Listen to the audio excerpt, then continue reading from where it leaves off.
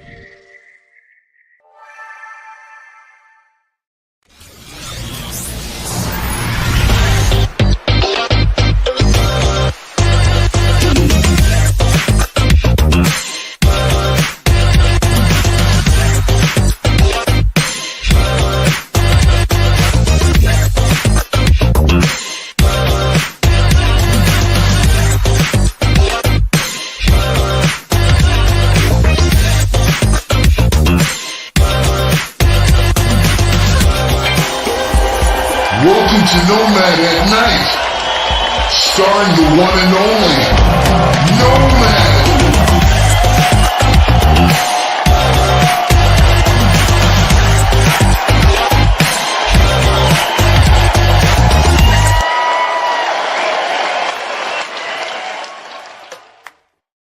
Yo, yo, yo, welcome to the show. This is Nomad at Night, a very special edition of Nomad at Night.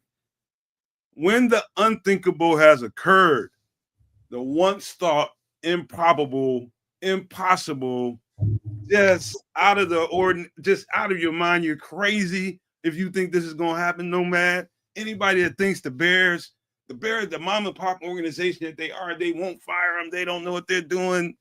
They did it. They finally did it during the season. They did it. No more complaining. I don't want to hear no more about the Bears don't know what they're doing. They won't do it. They're just stuck in history. They're this, they're that. Bury that. Bury that 6 feet deep. Bury that shit. It's over.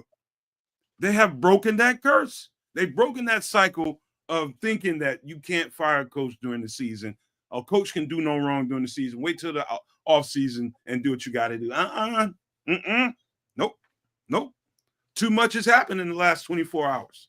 And I told you guys on the show, I was like, man, look, I think it's too much. And I'll tell you something, kids and Trip. I went to bed with that on my mind. You know why? Because right before I went to bed, I was sleepy thumbing through YouTube shows and different clips and stuff on there. And I happened to see Keenan. I don't know if y'all got a chance to see that. But Keenan Allen in the locker room, man, somebody put a mic in his face and somebody asked him about the game. And he had that look on his face like pure disgust. He was like, all I know is the players did everything that they could do. And I'm just going to leave that there. And everybody knew right then and there, there's no coming back from this. I knew that going to sleep. But I woke up to Tripp's text, and I was just like, what is it? My girlfriend came running in. I started looking around, and I seen it. I was just like, holy shit, we actually did it. And so let me stop running my mouth. But first, before I do that, let me do this real quick and say congratulations, man. Congratulations to the new interim coach, Thomas Brown, man. Getting this opportunity here after years and years of meandering around football, whether it be in college, whether, assistant jobs there, assistant jobs in the NFL, getting actually got an interim offensive coordinator job, had a assistant head coach job before that. Congratulations to Thomas Brown for getting this opportunity. It's been a long time coming. He's a young coach, but he's taken on a lot of roles in the NFL, and I think it's time for him to get an opportunity. But we're going to talk all about that, Trips and Kedz. But first, Kedz, let me pass it on to you. We'll get back to Thomas Brown later.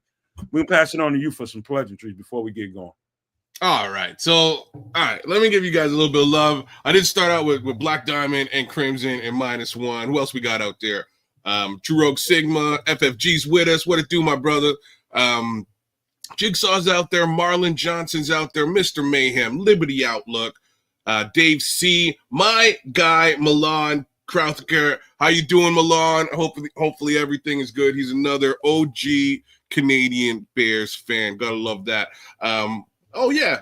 Triple R in the building. He's in the house with us. Smitty Q's out there. Slick Sophistication. Daryl Gibson. Always good to have you, Daryl. Bear Ski Film. What it do, Paul Ski? Who else we got out there? Squeaky Leaks. Timothy Basemore. Rex Smith. Yo, Minister Charles Johnson. Super No Maniac just jumped in the building. Jay Sanders. And that just about rounds it out for right now. Look, this morning, I got up early because one of the last things we did on our show the previous night was Nomad kind of asked me and FFG, do you guys think that this would actually happen over the course of the next 24 hours? And both me and FFG said, no, we don't think so because it's been 100 years. And I think 100 years of track record is just about good enough to follow. So I'm going to go with that, and that's what I went with. And then I woke up this morning to find out I was right. And let me tell you guys, man, I don't know. So I'm trying to quit smoking cigarettes. I haven't had a cigarette in the last 3 weeks. I woke up this morning all congested and my back was hurting me, feeling a little feverish. Just not good. Sat down, started listening to this press conference with the hopes that a certain Mr. Eberflus wouldn't show up.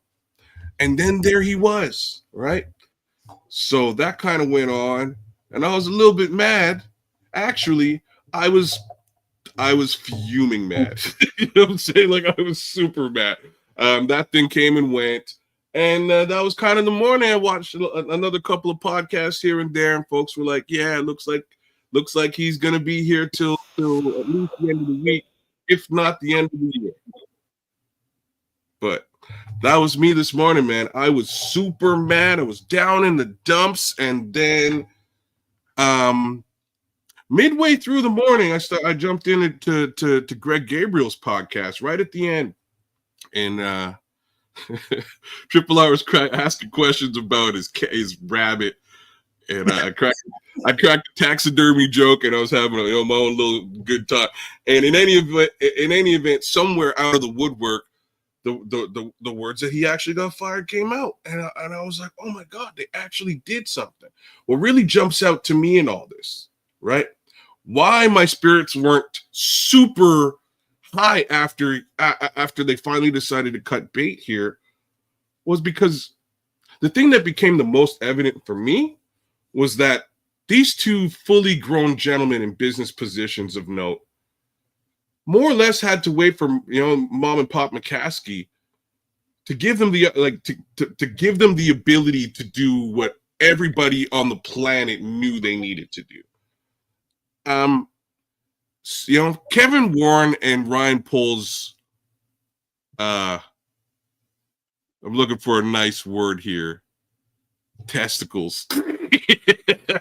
Not the nicest word. Their testicles are in George McCaskey's drawer or Virginia McCaskey's drawer. They can't do what they need to do. Their hands are tied behind their back. until the people who run the show say they can do what they need to do. And that's kind of embarrassing, don't you think? Like, don't you think that's just a globally bad look for these people who are in positions of power, who are like, wait a minute, I got to ask the boss and he's got to ask his mom before we can get this thing to go. Hold on. You know what, Matt? You go ahead and you do this press conference. You go do this. In the meantime, I'm gonna call George, and George is gonna call Jenny, and we're gonna have a Zoom, and we'll let you know what's up after. And what happens after is a couple hours after he's fired, and that's we all rejoice, right? We're all happy in that respect. But isn't it weird that why's McCaskey got to be involved in this? Just fire the guy. Well, let me do this, kids, before I pass it right back to you, and you're gonna pass it to Trip, of course. This is what I heard, and this is me listening to Jason McKee, and I thought that this was probably going to be the temperature of the room after what happened on the field. Jason McKee, if you haven't heard, he's on ESPN 1000, been on the podcast before. He said it. He's like, he was on the sidelines when all that was going on, man. He was just like, man, I don't know how I stopped from running out, because he's a high school coach himself. I don't know how I stopped myself from running out on the field and really just calling a timeout for him, Trips. And he also said he's on the sidelines, and at the end of the game when they were heading towards the locker room, he was going back there, just to see the tone and temperature of the team. And he said he saw Ryan Poles and his face was beet red. And his face, and he knew something was going to happen. He heard the guys in the locker room, and it went up. It went up after that game. It went up in that locker room. I've heard that 3 different times from 3 different reporters. It was up in that locker room, Trips. Well, but once again, don't sleep on the time that ticked off the clock at the end of the game. There were plays before that Flus put his tallywhacker all up in the pudding. When he challenged the incomplete pass that was clearly incomplete, and he was like, nah, bullshit, challenge that. That's our ball. Okay, so if you're going down that triple R, can you explain something to me? I don't mean to cut you off, but I didn't get the chance to see that part of the game. I had to dip. Can somebody explain to me how come the score was 20-23? Did we go for 2 at some point? Yes, we did, when we didn't need to. Yeah. So I really needed to bring that to light. You know what I mean? I had to bring that to light because nobody's talking about this. Well, I mean, it was just so many. It's like it was just so much coming at us on Turkey Day. We was trying to be happy. We was you're stacking the turkey. We was trying to look at our devices for the Black Friday sales. It was a lot of shit going on. And then it's like, oh man, all that bullshit go down.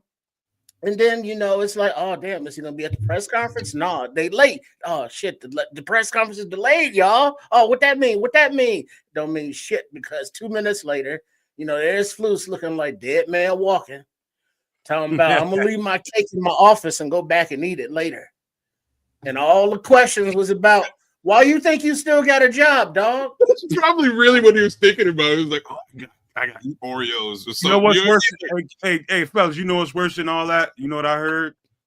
This is the reporters reporting this. So 9 o'clock this morning, they do the press spray, and they do it, I guess, on a day like this through Zoom.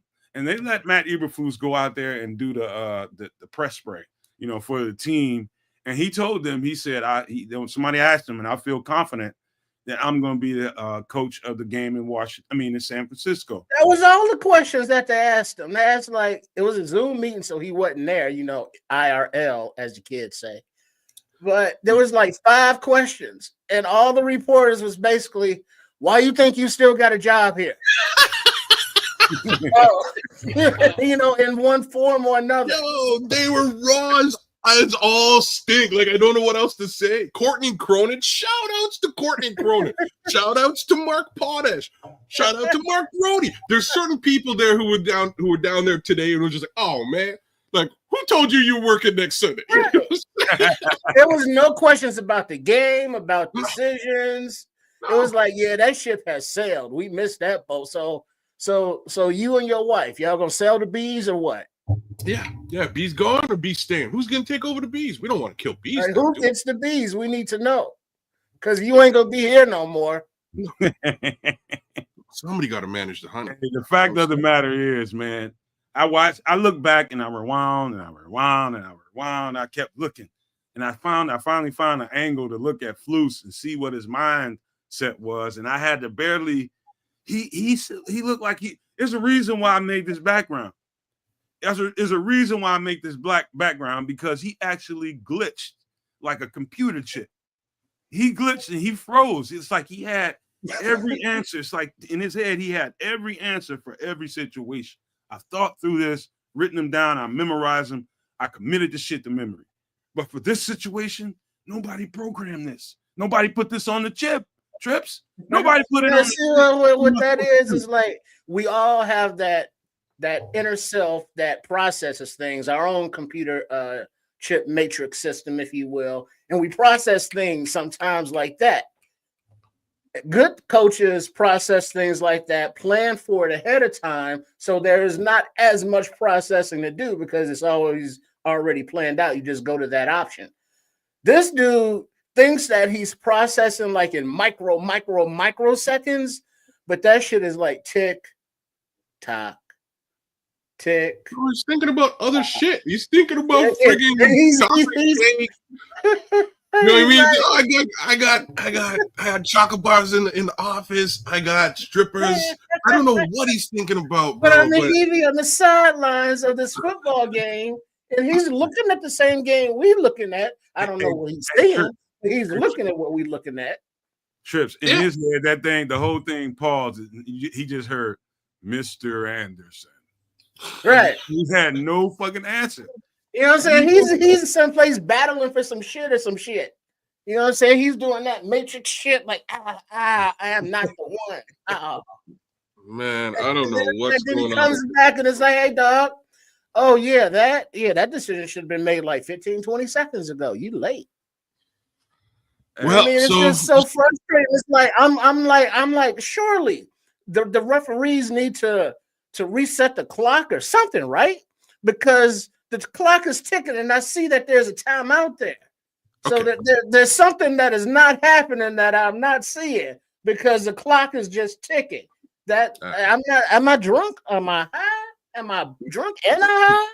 Something that was what the entire nation was asking themselves out loud, at brunch on Thanksgiving. Everybody, are we, you know what I mean? Are we high right now? What did we miss? 8-year-olds who play Madden are like, bro, press the bloody pause button. What are you doing, bro? You know what I'm saying? At the end of the day, I don't. Here's why they had to fire him. Like, I'll just cut to the chase.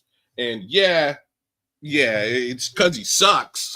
He's historically bad, But at this present time, especially after trotting him out there to talk to the world this morning, I don't know how Ryan Poles is going to be able to wax on, wax off the darts that are coming for his head. I don't know how he's going to sidestep this. The easy way to do it right now is like, I'm not going to speak to anybody. Did you say Ryan Poles? You know who I said, dog. You heard me. But hold on now. Sears Tower, in the one of the maniacs out here on the YouTube channel that's watching, that's typing in Chi-Town Minutes. But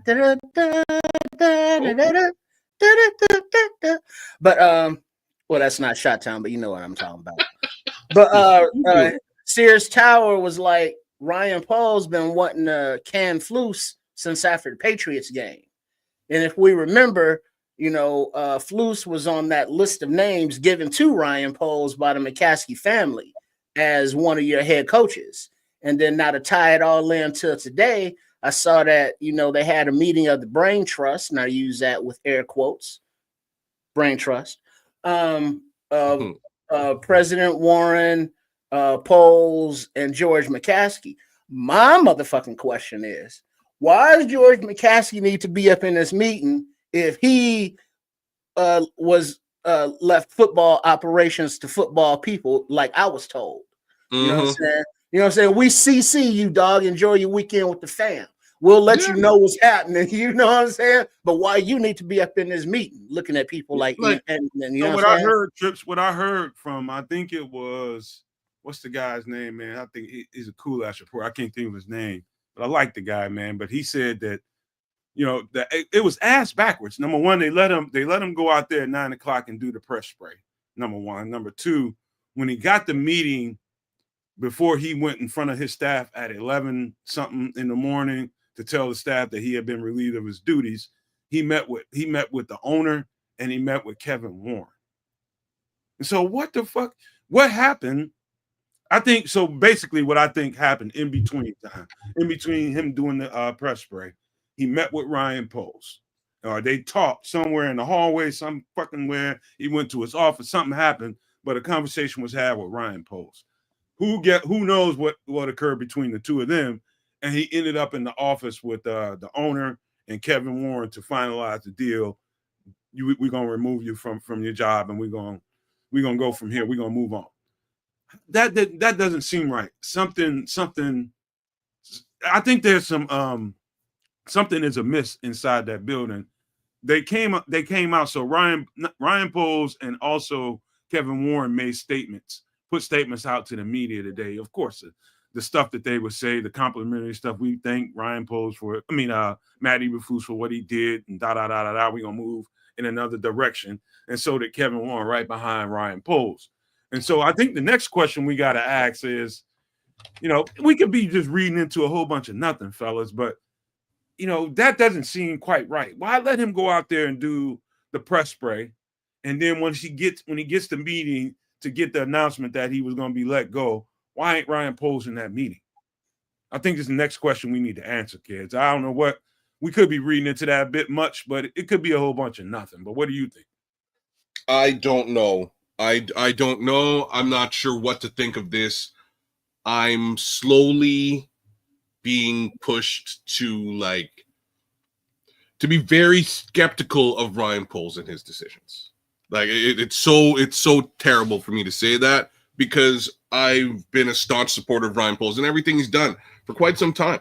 But at this point, as of this morning, 9 a.m., like 9:15, after Matt Eberflus showed up, that to me was proof enough that, you know, he just doesn't have the stroke in the building he needs to have to get the job he's been hired to do done. Doesn't have the stroke. He has to go talk to other people again. Kedz, do you think it's a possibility he tried to do an end around Poles and go straight to the ownership and Kevin Warren to try to keep his gig? Matt Eberflus? Yes. Why not?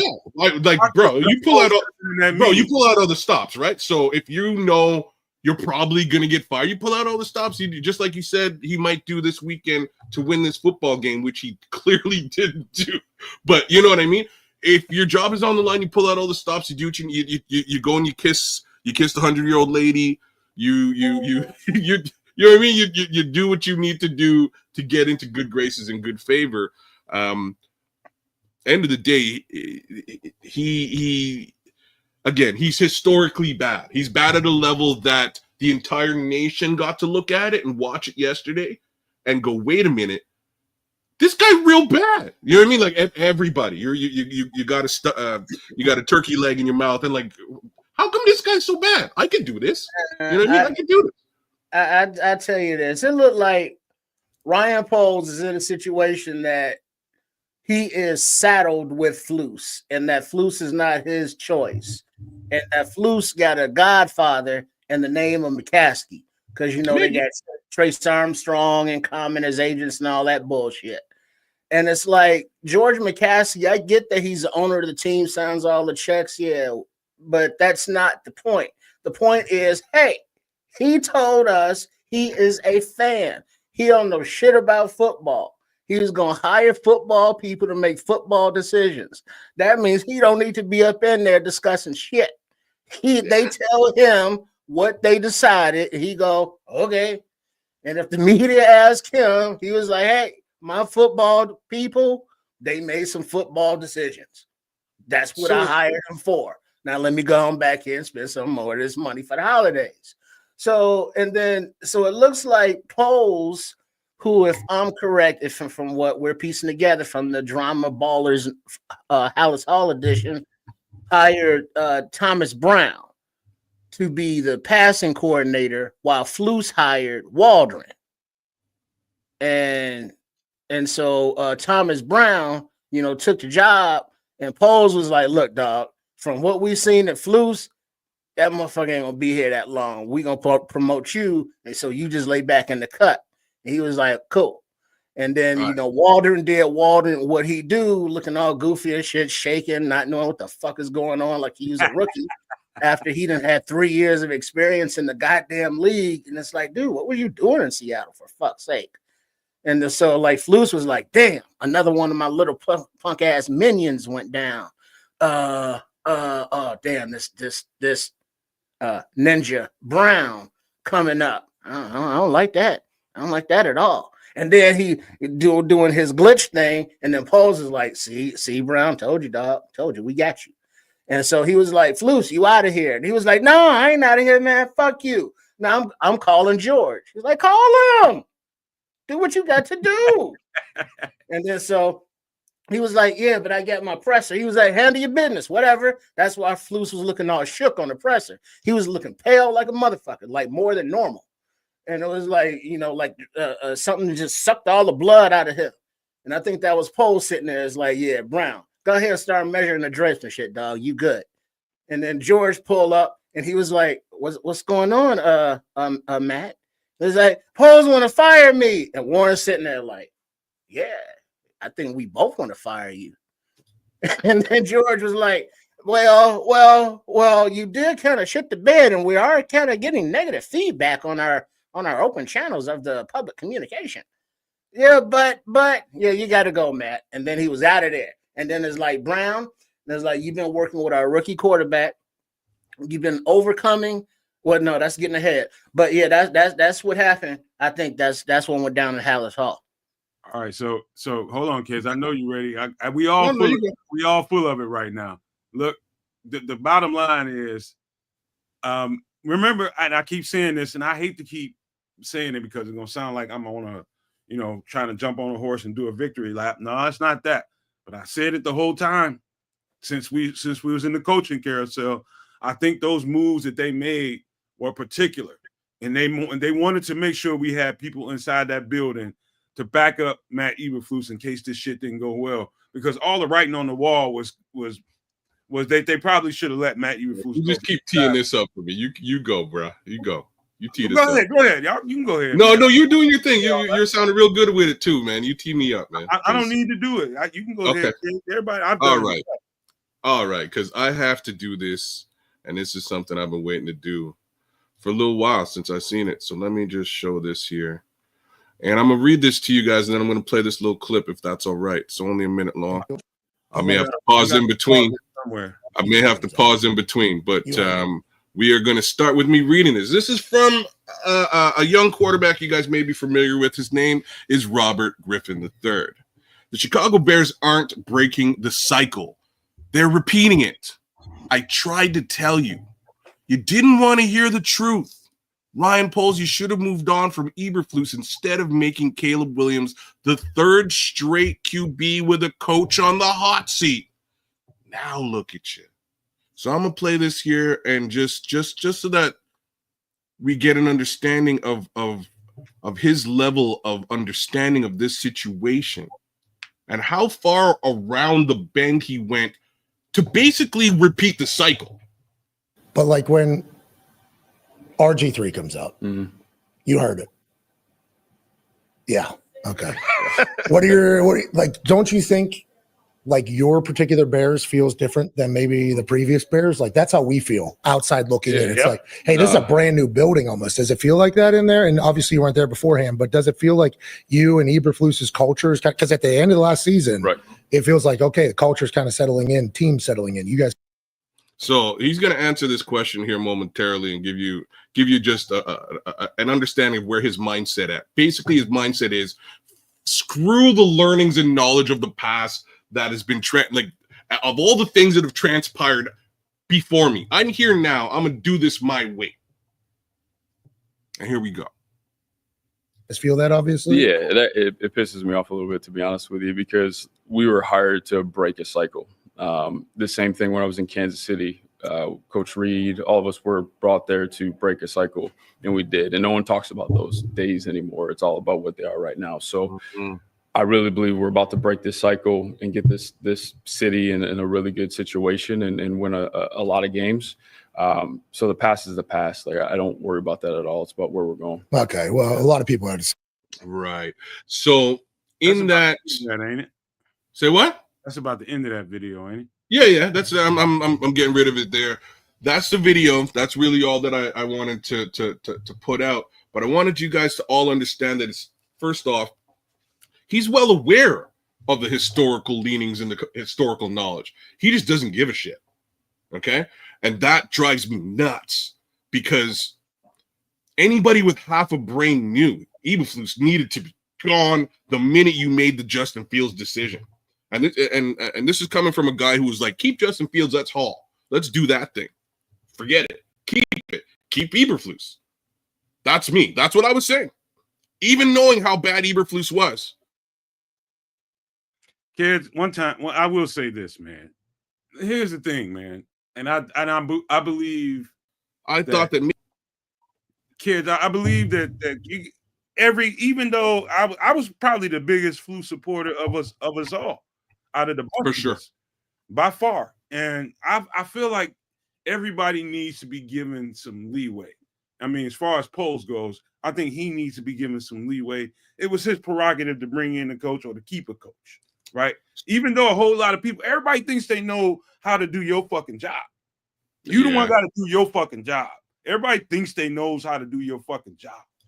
He gave this guy an extra opportunity, but whatever those reasons were, I give him grace because he let it play all the way out. I give him respect for that. Did we have to suffer as fans? Hell yeah. Did we have to sit here and deal with all the losses and the heartache and the pain of we thought you should have did something else in the offseason? Yeah. But give him respect for having his prerogative, man. Everybody doesn't know how to do your fucking job. No, I'm sorry. His choice.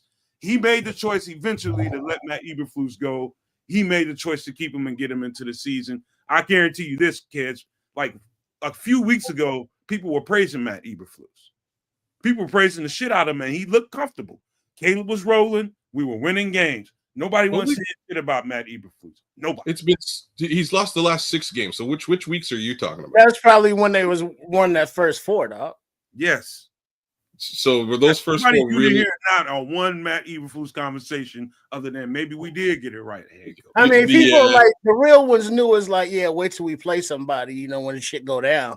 Because he was feasting on the non-talented teams, that we played. And it wasn't like we was blowing them out. So, But it's like Poles, he's look, man, when that dude got here, the first signing, Ogunjobi, when they found out that the dude didn't pass his medicals, they was in the back of the Uber crying like babies on each other. And it was like, ever since then, Poles been misting up every time he got to cut a motherfucker. And so it's like he does make the move. He didn't sign Ogunjobi. He, let Travis Bell go twice. He cut Adrian Colbert, but he's back. But whatever. Flus, was like, yeah, his guy at the hip, at the combine and all that. It's almost like, damn, y'all need some time apart or something. But, they was rolling. But it just seems like Flus was forced upon a situation that he was interjected, because there's no way that I can see those two personalities meshing on the coaching aspect and how things are going. Because, I mean, you just look in the press box when they have the shot of Ryan Poles and he got his legal pad and he's just sitting there and is always looking pissed. He'll never be looking happy. Well, that's poker face, right? Poker face is just look pissed off. No, because when Flus did one of his flusations and then Poles kind of get that look like, what the fuck is he doing? Is that copyrighted? Can I use that? Go ahead. All right. The flusation. You put any ending on it. Did you say flusation? You say flusation? No, but you got to roll it. It's flusations. One of the flusations. Okay. Yeah, bro. I love You know what I'm saying? Because it's flusology. You know what I'm saying? And then Poles be sitting there looking like, what the fuck is this dude doing? But he has that look so many times. It's like there's no way that Poles wants to keep this dude. That's definitely a George thing because George has his, finger on the scale, his name on the checkbook. So it's like Poles took the job and was like, yeah, I'll work with it. Let me get my foot in the door.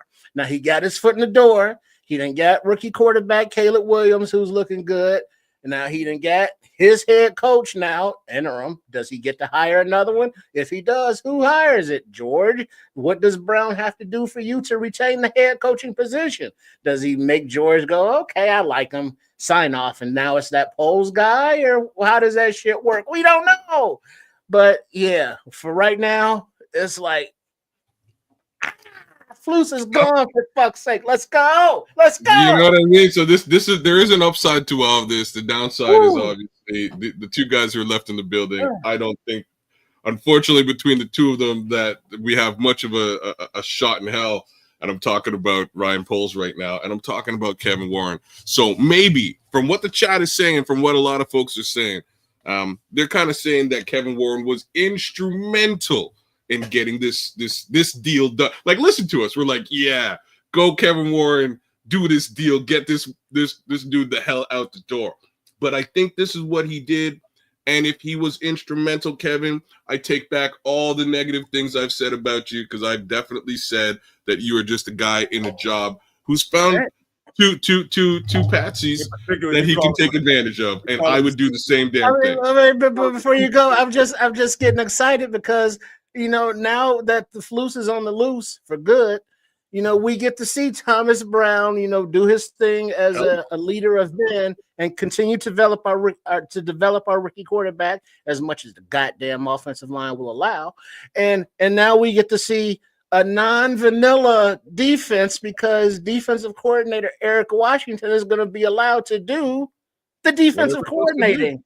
Let's go, baby. Let's go. You know what, fellas? I'm enjoying this podcast because for once in a while, we always do our podcast with a whole bunch of vigor and we have fun just because this is the way we do our podcast. We just have fun and let everybody, all the Nomadians, jump in and have fun with us. We make a good time out of some bullshit. We do that on a regular basis on the podcast, but ain't it a good time when you finally get some goddamn satisfaction? You know what I mean? Because, like I said, I was always trying to back Flus up as much as I can, but he lost me a couple of weeks ago, and I said it, Trips. We got into it a little bit on the show when you was, well, actually not on the show, but on Twitter, we were saying that you thought that he should discipline Tyreek Stevenson. I'm just like, discipline Tyreek Stevenson? The fuck are you gonna get? What point is that? What point is it doing that? I think he lost the team then, Trip. I really do. I think he lost the team then. The shit. Last season, I was like, yeah, Flus ain't that dude. But it just carried on this season. But just that, the way he handled things. So the way he handled, team personnel decisions and disciplinary actions, on-field situations, challenging wise, timeout wise, end of half, end of game wise. It's like, bro, what the fuck are we doing here? How did this dude get a job? Where do I get to send my paperwork for this? How the fuck do you got nerves to be disciplining somebody and you ain't got your shit right? It's basically what that message was when he. Let me holler at Miguel Goncalves. Let me say that the right way, kids. Goncalves. I'll read it. Shout out to Miguel, man. He said people talking about handling this team. TB shaking my head. He's talking about Thomas Brown shaking my head. He's called plays for 7 games in his career. Pump the brakes. This guy he can fall apart quickly. Okay, I'm gonna talk about that in particular, but thank you, Miguel, for the super chat. We're gonna talk about that more in particular here coming up soon, man. It's coming up real soon. So hold your thoughts on that. But go ahead, kids. Oh, okay. I thought we were gonna tackle that because I'm interested in tackling it, to be honest with you. Yeah, we can go there now. We done with Flus? We done? No, we ain't done. We ain't done with Flus, really, though. Like we're not. My guy's historically bad. Ryan Poles has made some historical gaffes. and I don't understand. You know, my problem with all this is very simple, right? It's that, like, if you're planning for contingency, if that's your plan A was destined for failure. Plan A, yo. You know what I mean? Like, plan A should be the plan. Make sure it works. And then you can think about contingency. So Poles went into this season saying, yeah, we're going to retain Matt Eberflus. And I'm not even going to talk. Like, why would I even reach out to Jim Harbaugh? Why would I do something like that? What? What do you mean, why? Because he sucks. He's historically bad on a level that you probably clearly didn't understand. And if it's just me who understands it, it's not. Like, the entire fan base and now the entire bloody America, like all of America, understands how bad this guy is. If you couldn't see that last year, I'm super worried about you, bro. I'm worried. If you could include, if your saving grace, like, one of the worst things ever is to come out there and go, well, we're retaining this coach, not because he's won a bunch of things or because he's, like, really done some specialized shit. Like, you won that game in a wicked way. Like, you did something cool. No, the reason you retained him was because he did not lose the locker room in an extended losing streak. Like, congratulations, bro. You know what I mean? Like, what way to go. If I realized that this is how I could get promoted in regular work, regular business, I'd shit the bed daily. You know what I mean? That's how I go to market. But I cannot at this point. It's very hard for me to disassociate the Ryan Poles from the Matt Eberflus. And we're going to have to see how he moves forward with all of this. One silver lining remains, and it's really what Miguel just kind of hit. And the silver lining is you kind of have to give Thomas Brown the opportunity to shine and or not shine. You have to go through this evaluation the right way, because the worst thing you want, the last thing you want, is for this guy to shine, show up, leave, go to another team, and come back to haunt you as an amazing head coach moving forward. Hold on, Kedz. This is where Double M, me, you are in alignment, because this is exactly where I'm going. I'm going to read Double M's post. He said, Double M says, I already know what's going to happen. Mm-hmm. Thomas Brown is going to go interim, do a decent job, get hired by another team, and become the next Mike Tomlin. Watch. Basically, just what I was saying. See, no. I don't think that right here. I don't think that he'll go out like that, because he just, like they say, he has that aura. And so these remaining games, you know, while this team may not be fighting for a playoff spot, but I'm not in the camp that, well, we should get the best draft position possible. Yeah, fuck that. You know, let's play to win. And let's see, you know, if the team rallies around the leadership of head coach Brown, and if he can continue to, you know, get the fourth quarter gutsiness of Caleb Williams, who's throwing for nice amounts of yards, nice TDs, and no interceptions, if he can spread that throughout the game, and now the defense is being unleashed because they can play to their strengths and not play just vanilla ass, punk ass zone, you know, we can see this team respond to where it's like, oh shit, any team near the end of the season does not want to play this team. And, you know, then the offseason we go into where obviously Poles got to do his upgrades. But as far as the head coaching position, it's like, all right, I get it. You want to interview other people, see what they have to offer. But if the team is playing strong these last remaining games, that's the inside track for Thomas Brown right there. I mean, remember, Poles did bring him in, you know, to, you know, for a reason when Waldron, I guess he didn't get to hire none of his staff. You know, if Poles hired Brown to be the passing coordinator, wonder why it didn't work out, right? Hey, you know, Waldron didn't have a fucking chance. You know, snowball in hell making that shit last. No wonder he was Jerry Joseph from Canada would bring Thomas Brown in. Fellas, you know what? If I was wrong about me being effusive in praise about Thomas Brown when he was in that coaching cycle and he was in up for that offensive coordinator spot, when I was effusive in praise about him, like, we need to get this dude in the building. We need to get this motherfucker in the building and keep him. I don't care what you got to do, get him in the building and keep him. It was me watching what people were saying about Thomas Brown. It was me watching not only coaches, because coaches can do that coach speak. I was talking to the producer Nick in the background about this before the show. You got to read through some of that shit. You know, they can just be trying to praise each other, trying to keep each other employed. Oh, he's a great guy. He's great in the locker room. You know, people connect to him. All that old good shit that coaches do to keep, you know, just to, you know, being a good guy about talking about the next man. When you go to the players, there's a different tone and tenor when they're describing guys like Thomas Brown. And those descriptions. Well, let me ask you this, Nomad, about the description coach speak. In the games that he's been the offensive play caller, coordinator, the team started slow on offense and defense, but in the second half of games were able to, you know, move the ball. What adjustments has he been making at halftime that you've noticed? Talking about with us, right? Yes. What has Thomas Brown done at halftime to adjust his game plan to settle Williams down, who has been erratic as fuck in the first half of games, to where, you know, there is more cohesion on the offense in the second half? What have you noticed, like watching all 22s? What is Thomas Brown's special sauce on the offense? Let's just say the easy thing to point out is, like, early in the game, he may make Cole Kmet and guys. Let's just say he make the tight end spot, the highly paid tight end Cole Kmet. He's in line and helping with protection early in the game in the first half, making sure Caleb has an extra piece of protection at least.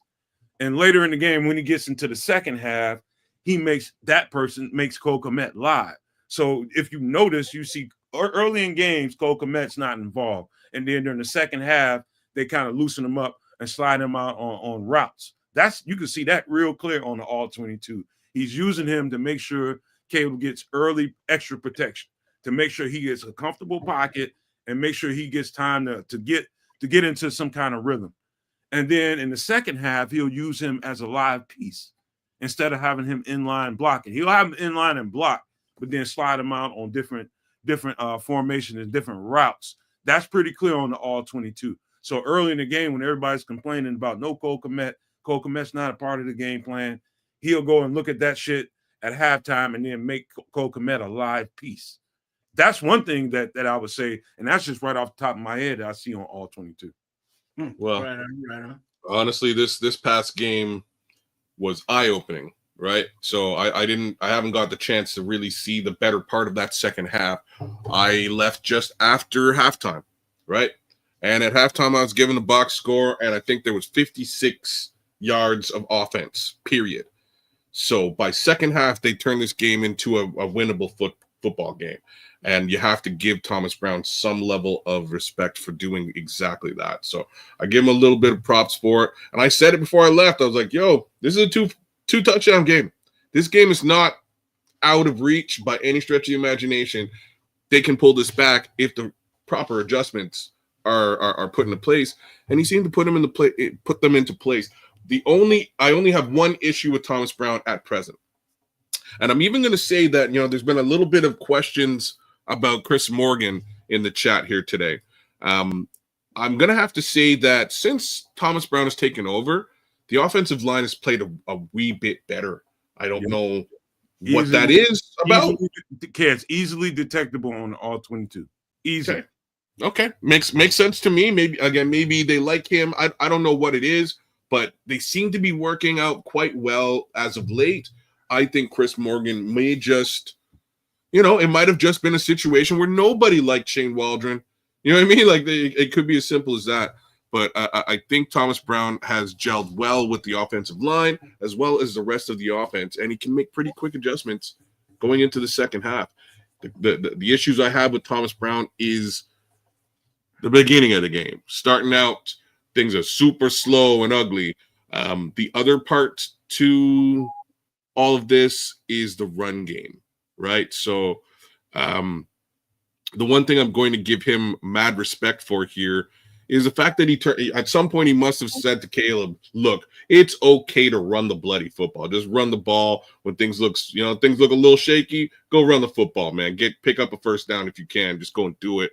And he's been doing it as of late, whereas before he would kind of take 2 steps up and then get back into the pocket and wait for nothing to open up and then, eat a sack. So things seem to be working by way of that conversation. I like the fact that he's running the ball as a quarterback. The problem is the actual running backs aren't. So I don't know if this is an issue with the backs themselves or if this is an issue by way of how frequently you're attempting to run the football. But the run game is a little bit lackluster. That's probably the best thing that I can say negatively about the Thomas Brown offense thus far. And I'm sure, again, as we move into next season, things will be cleaned up. But can I ask you a question? Do you think there's more to do about the running backs, or do you think that's the scheme and offensive line? No, hold on. Look, did you see the notice yesterday that I know that Darnell Wright went down, carted off with a knee? That's never good. Roshan Johnson went out with concussion. That's never good. But even Tevin Jenkins on the offensive line was getting handled out there. In pass protection, one-on-one. And it was like, bruh, what's going on, Tev? You're supposed to be the main dude. And then Larry Bourne, who ain't no rookie, he's a 3-year vet. He's out there right tackle, getting out of his stance, not even seeing the defensive end fly by him on his right side, unabated to the quarterback, if you will. He's looking at the guard on the inside. It's like, what are we doing out here, y'all? Don't the backups go to practice too?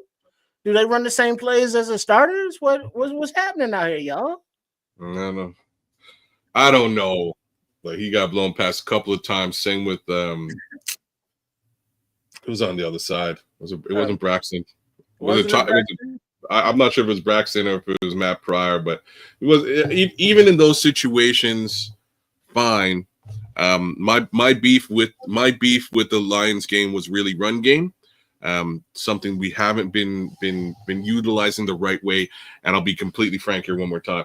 I don't believe they've rushed more than 16 taken more than 16 rushing attempts over the course, over the better part of this season, which is kind of crazy.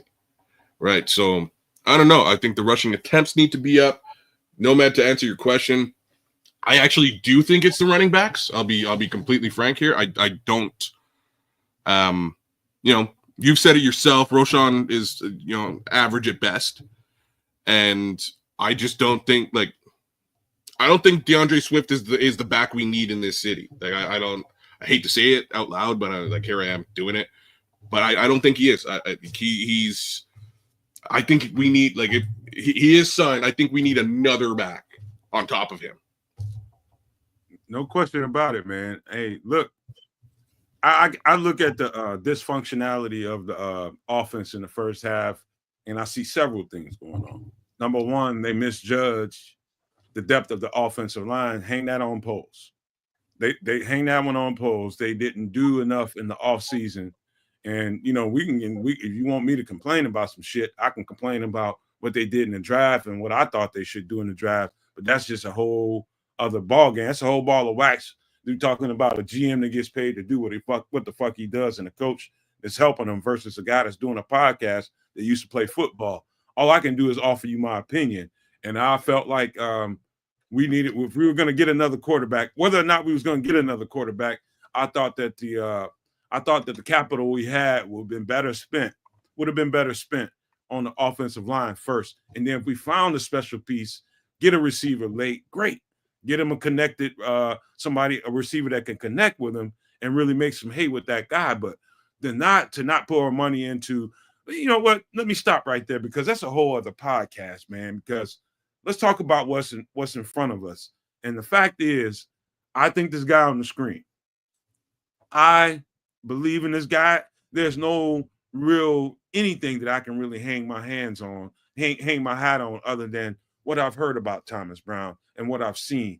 I think it's just certain people have a presence about him. And I know that they knew this about him bringing him into the building, and they had him set up for this break glass moment, hoping that they didn't have to do it. But if they had to do it, having complete confidence in the fact that if we had to transition here, this is going to be a good opportunity for this young coach to show what he's capable of if given the opportunity. All I know is guys like him have probably waited their entire lives to be able to get an opportunity like this and show the world, like, dude, we can do this. What I predict is going to happen. First thing we're going to see is a lot more juice from this Chicago Bears team. A lot more juice. He's going to get these people to buy in, these players to buy in. They're going to be relieved because Flus is gone. And the fact, and we're going to talk about this next dude, Eric Washington is going to take the helm at defensive coordinator. He's going to get probably the message from Thomas Brown. I don't care what you do. I know you know what you're doing. You've been in this league a long time. You're my senior. Just be aggressive about whatever you decide to script up. Be aggressive about it. Don't be passive. Don't be conservative about it. Be aggressive and attack these motherfuckers. We got 5 games to prove that we belong. And that's a whole conundrum of shit right there. He's getting not only opportunities to matter of fact, let me put this up here, because there's something that we also should be talking about. Here's a question I'm gonna pose to you guys, fellas. If he's been given this job as offensive coordinator, hired now to be the interim head coach, a lot on his plate, bunch of spaghetti piled on there. Okay, he accepts the job. Okay, who's gonna call the plays now that I'm on the sidelines? Do you lean into Kerry Joseph? Do you think Kerry Joseph knows what he's doing? Can he run this shit? I don't know. I don't know Kerry Joseph that well. He was brought in with me. I didn't bring Kerry Joseph in. So what is his recourse? Now, this is a possibility, kids. One thing I've heard him say is that this guy right here is his mentor. Will they give him the leeway to hire out to put this guy in the booth and make the calls for him? Give him the play call, give him the playbook, and let him call the plays by his design. This is his mentor. This is the guy he looks up to. This is a guy that has absolute head coach experience, absolute offensive coordinator experience. Could he bring him into play? Will the Bears give him an opportunity to bring a guy in to help him out in these last 5 games? Is it possible? It's just pure conjecture from me. What's Jim Caldwell's position right now? He's out there. He's just an old man looking for a job. Okay, so all right, so he's available. All right. Yes. Yeah, chief bench warmer and couch. Anyways, yeah. So he's available out there. I don't see why they couldn't do that. Like that's real future looking though, right? So this is in a situation where he's now secured the job and he's moving into 2025, and he's got to build out his staff. I kind of like the way things are sort of set up, with the exception of 2 things. Obviously, somebody really has to be the OC. It can be him, right? The problem is, if he's really going to take on the OC reign as the head coach, he needs to have, like, this is a great look, Nomad, to be honest with you. He needs to have somebody over top, hovering over, who can help him with the head coaching stuff, right? That it's part of the conversation that was floating around today on the many different channels that are out there talking about this situation. Everybody talking about it, but nobody knows what the hell they're talking about. Because nobody actually follows this team. We do. This is actually very interesting because, like, let's just be real. How Matt Eberflus left seasons 1 and 2 with the record he did without thinking, hey, you know what? Like, I should probably get a little bit of help managing, like, in-game stuff, because I'm not very good at it. You know what I'm real good at? I'm a real good DC. So I should probably I'll just hire a guy, bring him in, and he'll be a guy that I know, and it'll be all right. And he'll help me challenge. Like, we'll throw challenges and we'll throw timeouts and stuff, because that guy knows when these things should be called. Hell, it could have been his 8-year-old nephew playing Madden in the basement. He could have got that guy, hired him, gave him allowance, and he'd be fine. Somebody should be tasked with that. I don't think anybody really was for Matt Eberflus. And if they were, I think maybe it got to the point where they were like, this guy's just going to crash and burn at some point, so maybe I'll just shut up. I don't know. But for Thomas Brown, he needs to have that kind of, he needs to have a confidant within the organization that he can trust. And he doesn't have one, kid. There's nobody in the building that he brought on with himself. Given the responsibility, the hell of responsibility that he's been given, I think at least if he asked for it. Now this is all possibility. I don't know that any of this is going to happen. But if he looks at the heap of stuff on his plate and he says, you know what, let me bring a guy in that I know and I trust up in the booth and I know they'll get it right when I send him the message and I give him the playbook and the script, he'll get it right. What's wrong with that, kid? That's what I want to know. What's wrong with what? With bringing Jim Caldwell on? If there's nothing wrong with that. This is exactly what he like. Again, if he gets the opportunity, he has to be given carte blanche to bring in the folks he needs. You know what I'm saying? Like, there's going to be positions available that he needs to fill, and it's not because they're not filled today. It's because, you kind of need to have your people in these roles, people that you trust in any business. If you're a director or you're a VP, if you're at the upper echelon of a business, you need to have people that you trust working for you. And I don't mean they all have to be your direct relatives, but in some you know what I mean? In some capacity, you need to be Caldwell was a mentor, and so he trusts him. They obviously are able to communicate, and if Caldwell can assist in any way with Brown, I'm sure he would want to help, to give Brown the best chance, possible for him to succeed. And I could see, from just the personality type that Brown has displayed in the press conferences, he's not too proud to ask for help or to, reach out, if he doesn't know the answer to something. Unlike many of the coaches we've seen here recently, like your Nagy's, your Fluses, those fuckers knew every goddamn thing. Whereas Brown, looks like, hey, I could need a little assistance here. I prefer to, as offensive coordinator, to call plays from the booth, but now as head coach, I probably got to be down on the field. He could probably do it, but that takes a little bit away. Hey, Coach Caldwell, help a brother out. You know what I'm saying? Go ahead and sit up in that booth for me. And, holler at me on the headset about some things when I need to holler at you. And he'd be like, all right, cool. I could see that going down, or whoever that coach may be. But yeah, I mean, he's the offensive coordinator now. It's like, let's change some drapes up in here. And the drapes being coaching staff. Well, I'm saying, so Laz asked a big question, and it's like, where's Phil Snow at? And ain't that a question, though? Because things weren't so let me rephrase. Things were terrible. Before you go there, kids, just know we're gonna talk about defense here shortly. How about this? Star Laz's comment for me, and let's bring it back up when we start talking about the defensive side of the ball, because we got to talk about it, because Eric Washington's the new defensive coordinator with Flus out of the way.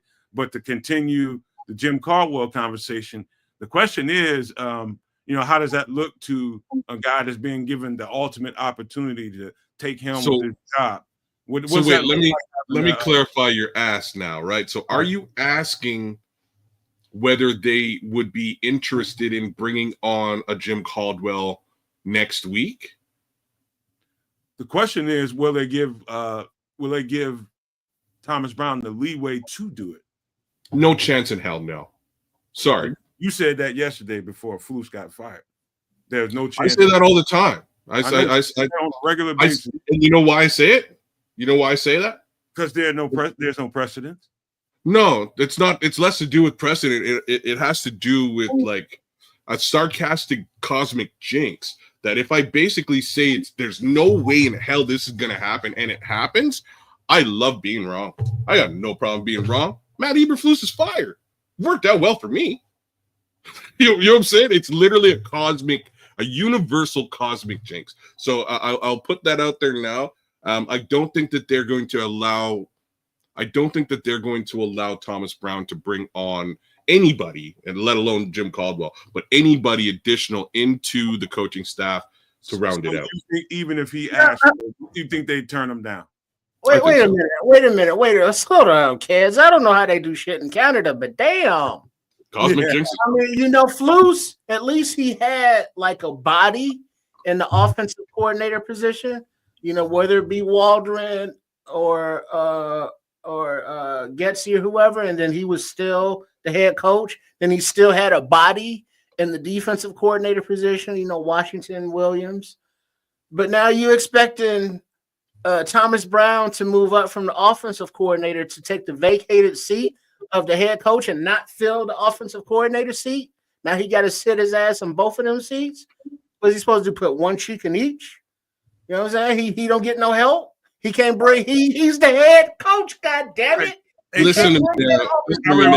I agree with you guys. Cosmic jinx level, right? I agree with what you're saying. I just don't think this team, by way of George we can't fire. We need to ask. Hold on, let me call Ginny and ask Ginny if maybe we can talk to. If you don't remember, we went through this last year when I kept pounding the table, and the No Maniacs will back me up on this in case you don't remember. I kept pounding the table when we struggled on the defense. Maybe he needs to bring in some senior consultant. And everybody was like, oh, they ain't gonna happen to Bears or this, Bears or that. They ain't gonna never do it. And they hired Phil Snow. And so we've been through this. I'm telling you right now, under the circumstances that has been laid on Thomas Brown's lap, I don't think he'll do it. But if he needed to, if he felt like, okay, I got a week to get this shit right. I got to do it from the sidelines. I need somebody in the booth to trust. If he walked into Ryan Poles' office and called a meeting with Ryan Poles and Kevin Warren and say, hey, man, listen, let me bring in Jim Caldwell to put him in the booth to make sure I get this the scheme right and we can execute the right way. I trust him with the game plan. All right, let me take this to McCaskey. McCaskey said, you think that can work? Let's call Virginia. Let's call Ginny. You making a joke out of it, but I said that last year, and they hired Phil Snow. And I am making a joke out of it because it's kind of comical. Like it's kind of fucking comical. How the hell are these guys calling this guy's 100-year-old mom to make business decisions about football? They'll call the man's mom. Like, come on now. Just streamline this bloody thing. Drive your scooter. We talked about it last year. They hired Phil Snow. Nobody said, no, man, I'm going to give you credit for that. I didn't ask for it. But you keep making jokes out of it, and they keep doing what I say. And that's perfect. You heard me, though. Cosmic universal jinx. That's exactly where the level we're at. So I need to cosmically jinx the McCaskies into doing shit the right way. You trying to live in a bizarre reverse? Yeah. We are living in bizarro world. Yeah. We're already there. We're all of us. We are living in bizarro world. This shit keeps happening repeatedly year on almost. You can almost time this shit with a stopwatch. Every 3 years there will be some sort of coach finding their way out of this system. Wait, but hold on. This is the first time since Virginia still had her virginity that they've fired a head coach in the middle of the season. Broke Ryan Poles is breaking chains. You know what I mean? So breaking those cycles. And it's hey, if they served fried chicken in the cafeteria in Hallis Hall when nobody complained, let's just say that on the coaching staff. So it's totally different. That's been going on around here. Don't sleep. We need it though. That's exactly what we needed. You know what I'm saying? We one needed more time to around the bend, kids. I'm gonna pass it right to you. Would it be a good look? Would you all be okay with it? I'm asking No Maniacs too. Give me a thumbs up if you think Jim Caldwell, if Thomas Brown asked for it, it'd be a good look to sit in the booth and call the plays while Thomas Brown was the CEO and ran the shit. Good look or not? Yeah. And he's the head coach. He's like, yeah, I'm gonna need somebody to come in and fill the seat that I just departed as I moved up. And that's just a fair. Somebody has to be the offensive coordinator. So why not Caldwell, who's not probably trying to take his job and who's on the same page with him already, because they have that history. So it's like, hey, Jim, you see, I got the Chicago Bears, dog. I need you. I need you. It's like when my man was running for president in the movie, and then he called his brother to run with him, and then his brother was Bernie Mac, and then his brother came in just slapping bitches like, move back. And now Caldwell can come in and just whip this offense into shape. You know, his number two. See, I'm getting pure So thumbs up. Go ahead, kids. yeah, I'm just saying I don't have any problems with this at all. I think it's actually a great idea, especially again if he has a relationship with Jim. I think he's going to need some level of support from somebody he trusts. About that simple. My problem again is that they're going to look at dollars and cents and go, "Whoa, we're come on, we're paying this guy. He's sitting on the couch. We're paying him. He's keeping bees. We're paying him. But let me call mom and see what she's got to say." You know what I mean? Like that's where we are with these situations. And until the Bears figure a way around this whole like I gotta call my mom situation, we're in trouble. But I do have to say, at the very least, I think we might have lucked into a situation here, right? I think we might have lucked into a situation where Thomas Brown might actually be a really good head coach in the making. Mm-hmm. And that's where we are right now. And that's really the silver lining. Clearly Matt Eberflus was historically bad, and we can beat that horse to death.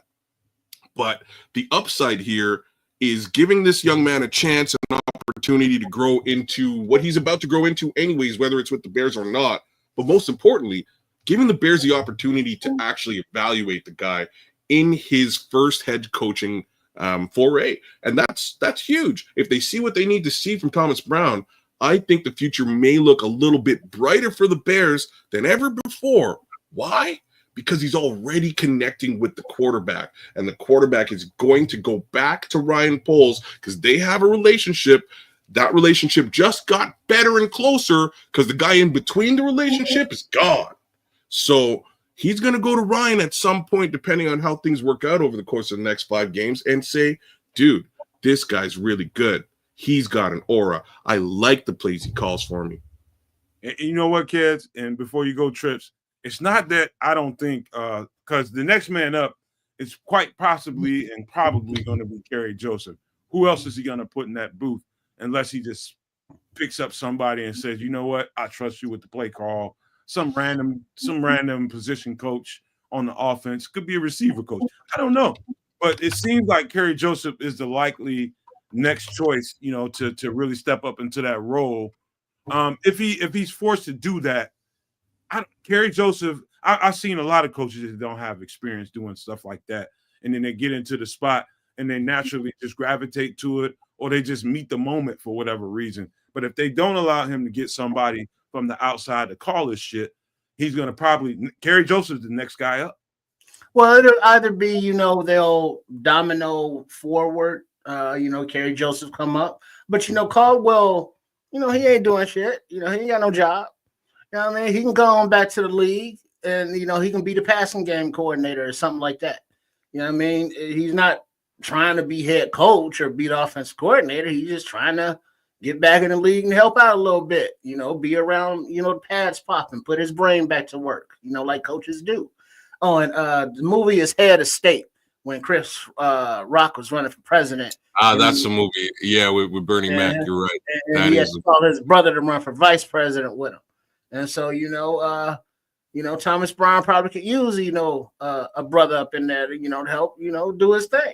He may not need it, but he may not need it, but it couldn't hurt. It might not be a brother. It might be this guy. I agree with Squalls, though. Squalls says he shouldn't have to go to Poles. Poles should be asking Thomas Brown, what do you need? Right. And welcome back, Squalls. I ain't seen you here in a long time. Hopefully everything is all right. Cornelius. What it do, Cornelius? Good to see you, bro. I hope everything is good with you and the family, man. Hopefully you're healthy, happy, and everybody else around you is. But it's Happy Thanksgiving, dog. So good to see you back, my guy. But yeah, I think exactly what Swall said. It should be exact. It should go down exactly that way. Why should he have to ask Poles? You know what I'm saying? He be like, hey, Ryan, I need Jim Caldwell. Ryan's like, all right, go ahead and get your stuff unpacked in your new office. And then Poles be like, Cunningham, get Caldwell on the phone. And then Ian, be the first one to be like, yo, you see some shit went down in Hallis Hall, right, Jim? You want to be a part of this? I think you do, because Mr. Poles needs to talk to you. Hold on. And then Poles be like, make that dude off, and he's like, hey, your boy needs some help. We want you to help him. You down, right? You're not gonna leave him out in the cold, not gonna leave your boy hanging, are you? It's like, yeah, you know what I'm saying? I give you a nice little something for your efforts, a little stipend for the efforts, you know what I'm saying? And then what reason would Caldwell or whoever that person be, not Caldwell, not come, not help if, this is Brown asking you, and he has the network, obviously in the NFL coming up the McVay tree. So he knows people. So whoever it is that he wants, Poles and Cunningham need to be working the phones, not getting their asses up in here. Hey, man, listen, something else too, because, everything is shifted. The paradigm is shifted. And we got a different defensive coordinator now. And we got to talk about this. We've got to talk about this. And praise given to Thomas Brown one more time. Congratulations to getting this opportunity. Now, Eric Washington will officially call the defense, kids. Flus is out of the way. And you know what? And I guarantee you, kids, if I were to ask you and poke you with a serum that said truth, what are you more concerned about, Nomad? What you seeing with Matt Eberflus? And you probably would think, okay, he's just not running this thing right. He's not handling the quarterback the right way. I think the critical flaw with the Chicago Bears thus far, and the reason why we're in the problems that we have right now, is the fact that we basically have a defensive coordinator that doesn't know how to be aggressive, doesn't know when to be aggressive. His instincts, key word, circle that word, his instincts aren't good enough to know when to be aggressive and to know when to put his foot on the gas. He has the pieces, but he won't put them in place to attack downhill and be the defense that I know that they can be. And for that reason, I'm so glad that he's out of there, because this guy you see on the screen right here knows exactly what to do with it. He knows exactly what to do with those pieces. And in fact, the fact that he only had 5 games along with Thomas Brown to really make an impression on this team and say, I can operate this defense. I can get this shit going with these pieces that we have, and put his foot on the gas and really get after quarterbacks and really get after teams. I'm so glad. This is probably as proud as I am of Thomas Brown for getting his job, the happiest I am, and I could not stop myself from overdosing on Buffalo Bills film when he was the defensive coordinator. I know what he can do. I'm just going to tell you guys, don't be surprised if you see a completely different, juiced up defense from the Chicago Bears just because of this guy. Wish I could argue with anything you're saying. He's a much more aggressive. He got a lot more with less in Buffalo. This defense he's about to sort of take the helm of is stacked. There's a couple of areas of note where it's not stacked, but a little bit of aggression might make things that much easier, right? It might make things that much more different for offenses who are opposing him. So we've been calling for this all season, to be honest with you. Any time where he gets the opportunity to take the helm and coordinate would have been great, if only just to see, the dichotomy between him and Flus. That would have been awesome. At this point, we have no choice but to see that dichotomy moving forward. And I think it's going to be huge. I think it's going to be a huge differential between the way that Matt Eberflus sat in vanilla defense 4-3 all the time versus a little bit of stunt, a little bit of twist, a little, getting just a little bit more aggressive with the defense. So I hope that's what we've got with Eric Washington, and I'm pretty sure it is. So I actually have a lot of faith in this situation too. It would be crazy things to say that. Imagine the Bears go, win out the rest of the season. That's crazy to talk about, but I don't think it's actually that impossible, right? They pulled all the games out with these divisional rivals. They closed the gap to a 7-point differential between them and the other 3 teams, right? These games are winnable in division. We'll see how they do against San Fran. We'll see how they do against Seattle. But these divisional games, I think, might be a little bit different. And if we can pull out a couple of them, I think that bodes really well for these guys and their tenure here as Chicago Bears coaches moving forward. I think this team has enough talent that, even with the fluctuations that have been going on, this team has been within a score of most, games that were losses. So with the different aura, if you will, and the different rejuvenation of energy and faith in the coaches, Washington, got the chains released from him. So he's like, nah, I get to call my shit. Really? Cool. And Coach Brown be like, all right, I get to run the offense like he's been running it. And every week it's looked very efficient. Even when Caleb misses passes, we can see, where he's supposed to go or trying to go. The offensive line is a different story, but we can work around that because I think he's intelligent enough, intuitive enough to know, what kind of horses he get out in front of there. And to know it's like, all right, we're going to need these screens. We're going to need these slants. We're going to need these quick hitters. We're going to need to move the pocket like we've been doing. And as the communication builds and the trust builds, there is no goddamn reason to be like, well, all right, now season's over. Let's bring in Vrabel or whoever the fuck. Now Caleb needs to learn somebody else.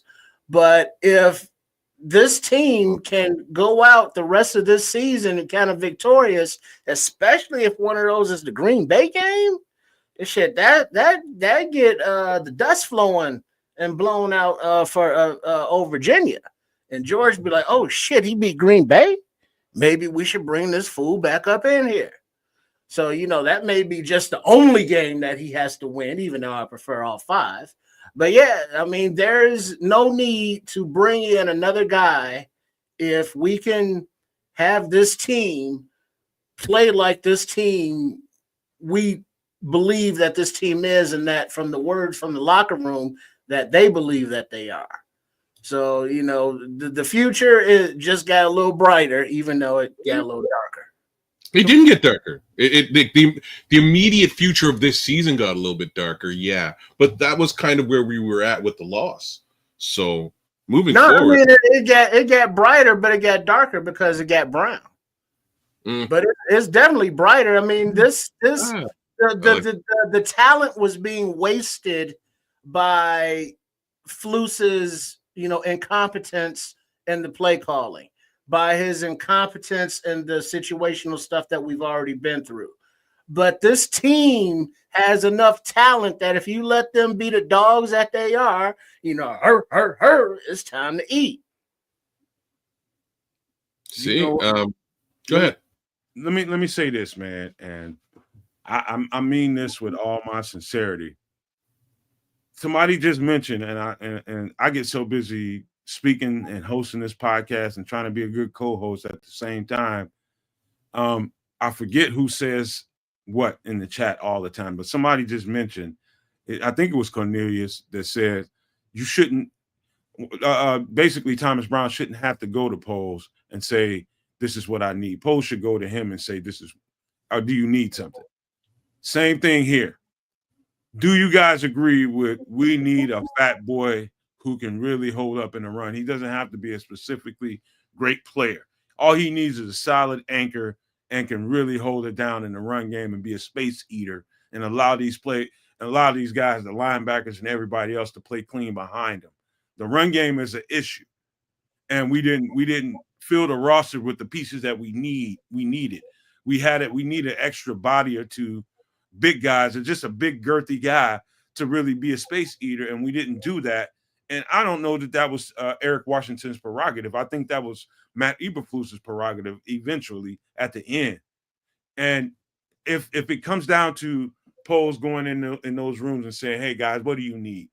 And Eric Washington says, you know what, we need to go on a practice squad and see if we can find a space eater or two to really bolster this run game. That's our problem.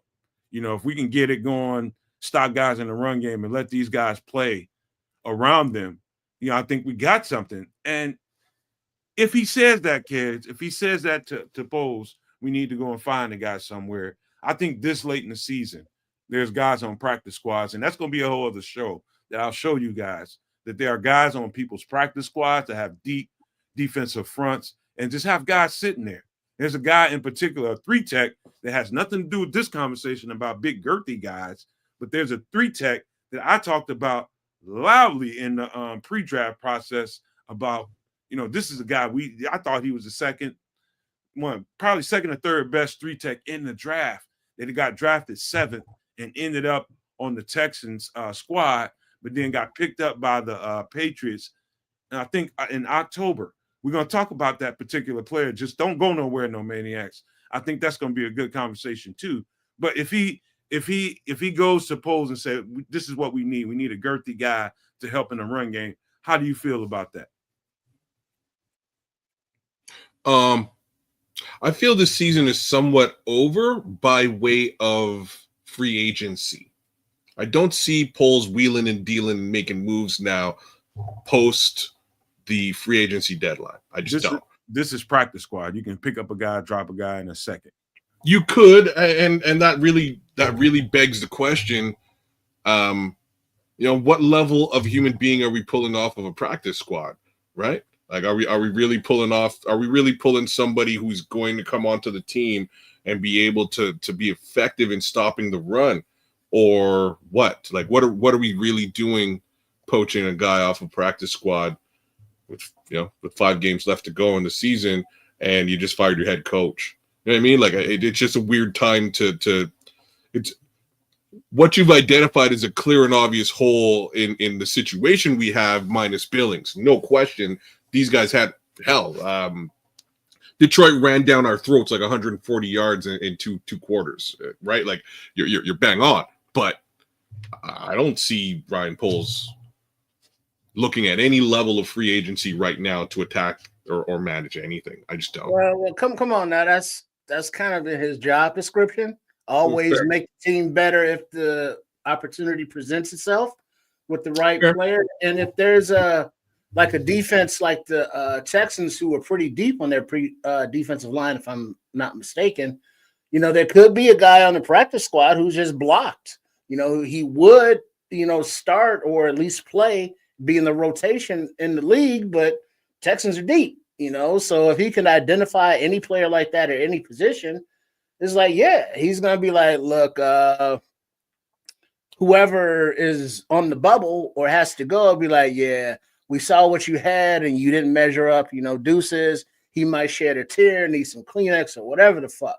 But if he could find somebody who could, you know, improve the roster no matter what time of year, yeah, you bring that guy in. So now you have a jump, you know, ahead of the offseason in case another team wanted him. You get him in the house for a little bit and, you know, get to work with him hands-on.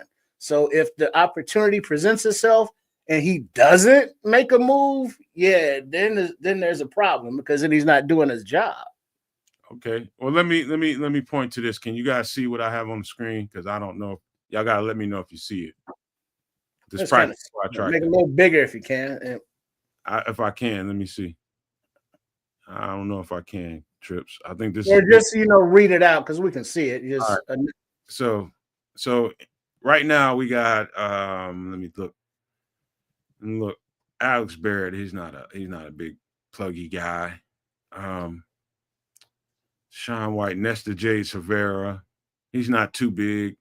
The Bears, this is the Bears practice squad as of right now. I think as Michael Baskerville, Theo Benedette, Carl Jones, the linebacker that everybody liked in the offseason, Austin Reed, Reddy Stewart, who I think is on the 53 now. He might have got demoted. I don't know. Chris Glasser, Samari Toure, Deshaun Mallory, John Jackson, Tommy Sweeney, Jamry Chroma, Joel Wilson, Austin Pleasance, Darrington Evans, JT Woods, who I really like that safety signing, Ricky Stromberg, who's working his way back into the situation, and Adrian Cobar, who's recently been called up to the 53, at least for the last game he was there. Here's a guy that I would want to point out, and he's on here, but he's not the only guy. I'm not done with this list, and I'm going to talk about it some more on another podcast. But a guy on this list, where is he at? A guy that you probably should pay attention to. Justin Rogers. Write that name down, fellas. Justin Rogers.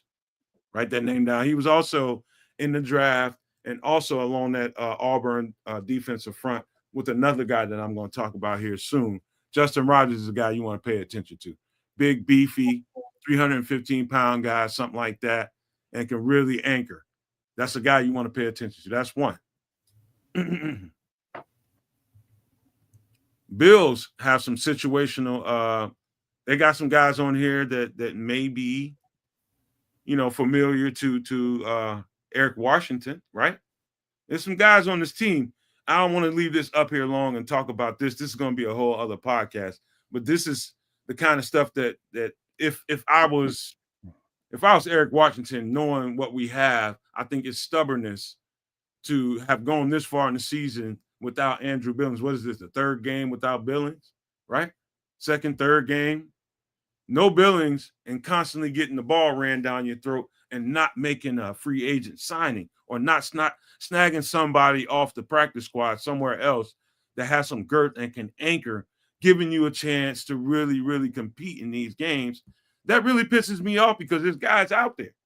I just went through, that was in alphabetical order. I got to the B's, and there's already two guys out there. So that part really irritates me, man, because there's players out there. Will Ryan Poles, to you guys' point, at this point in the season, give him the opportunity to poach someone off of somebody else's practice squad and let him work with them, see if we can put him on the 53 and help us? Because we need help. Do we not? Well, yeah, I would. Like I say, I want him to do that shit. Because we, Pickens, they probably give him more time because he's not due for a new contract yet. And his groin was messed up, so cut him a little slack. But, Walker is all right, but Walker seems like a Flus guy. Any guys who are Flus wanted this guy here, are subject to be not here anymore. So whoever those positions are, or whatever positions are, whatever players they may be, all right, we see what we see. All right, yeah, if somebody else has a higher ceiling, bring their ass in. We ain't married to none of these fools. It ain't personal, but if there's somebody who can do your job better, we want them. We need an anchor. We need somebody that can anchor down. Yeah, I don't think you're gonna find that on a practice squad. I'm just being surprised, man. Some teams have got some deep ass teams out there, like the Texans. You can even say some of these other teams that got some big girthy guys that all of them can't make the 53, and they have to leave them on the practice squad. I mean, just look at the defensive line, and it's like, what guys do you think that Coach Washington's like, man, I wish I could get this dude out of here. Maybe not even having or not somebody in mind to bring in, but knowing that this guy is a waste of a roster spot. Now that he's out of the Flus umbrella, will he be allowed to, flex that muscle? And, will changes just happen because of that? But it's the Ryan Poles umbrella, not the Flus umbrella, right? He's the guy who's bringing all these guys on there, and you see what kind of juice Flus had? He was trying to flex that. He was I want that guy.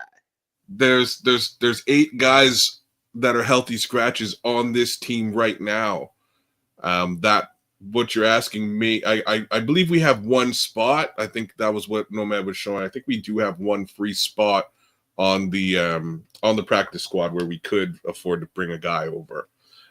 But to have him actually start, Ryan Poles would have to make a decision on one of these guys that he doesn't want to make a decision on. And that leads us right back to that umbrella of Ryan Poles that I was talking about, as opposed to Matt Eberflus, right? What happens to if he goes and does what you're suggesting, Nomad? What happens to Dominique Robinson? What happens to a Tyler Scott? What happens to, you know what I mean? There's a bit of a laundry list of guys who are on this team who really keep that bench warm, you know? You know what, kids? We can talk about Tyler Scott too shortly. Don't let me forget. Don't let me get out of here without talking about that, because that's one of those, changes of fortune that I think could happen come next game. He could pull him up and put him on the 53, and just let's see what we got in Tyler. Let's that. You say that all the time, kids, and I keep telling you that you don't know. But here's what I want to get at about the 53 and who we have up on the roster and playing. There's got to be something that like the best thing about the situation, Trip, is we got this many days to work it out. This is a mini buy kind of, and you got extra time to have these powwows about what we can do now to help this team have a bang ass last 5 games, and really we get a real good evaluation of these coaches, the guys we have on this team, because there's no doubt there's going to be some turnover on the roster. Not only that, there's absolutely going to be absolute turnover on the coaching staff, whether it be Thomas Jones keeping his job. Even if he keeps his job, there's going to be a whole lot of turnover. If Eric Washington keeps the role, it's going to be a whole lot of turnover. Whatever, there's going to be a bunch of turnover. So why not? Why not give these guys the opportunity to see, with this extra time that we have a powwow with these guys and say, hey, do you feel like we need some big beefy guys, Eric? Do we need to get somebody? Let's do it. Do we need to pull up Tyler Scott and give him an opportunity to say he's a fit on this team? No, let's do it. There's all those conversations that need to be had, and now's the time to do it, because what else do you have to lose, right, Trip? Well, give these guys an opportunity. But what do they have to gain? Identifying better talent. Yeah, but they're going to do that in the offseason, and they're going to get quality premium talent as well as full access to quality premium free agents. So you're going to do this type of stuff now. If you know that you're going to fire your head coach at the end of the season, why not fire him now? Get him out of there and get somebody in, maybe to see if they can show something to keep going forward. I mean, wouldn't that logic follow with the players too?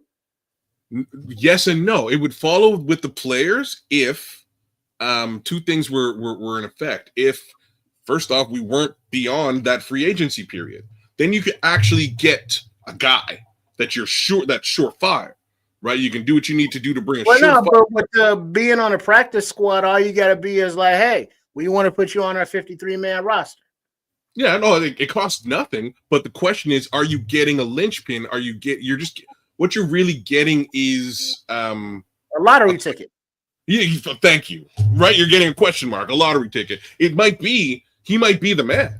He might be the next Andrew Billings. He might also be right. But if you know that Dom Rob or anybody on this roster that's a bottom feeder, that's like, yeah, we kind of know what you are, and we don't want to, retain your services going forward. But we got the scouting departments talking about, this dude on this practice squad looks like a promising, young talent. So why don't we bring him in here and get rid of the guy that we know that we're not going to be going forward with? So with what you're saying, they could have done this months ago. With that, I'm going to come back to it.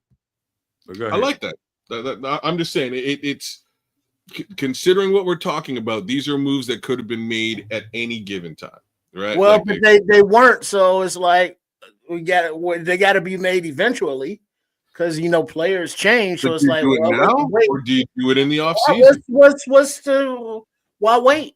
I mean, the time is good for the getting when the getting is good, and the getting is good right now. You get that player and you bring them into the building, and then it's like, yeah, this is somebody that we want to work with going forward, and now we know that we want to retain his services.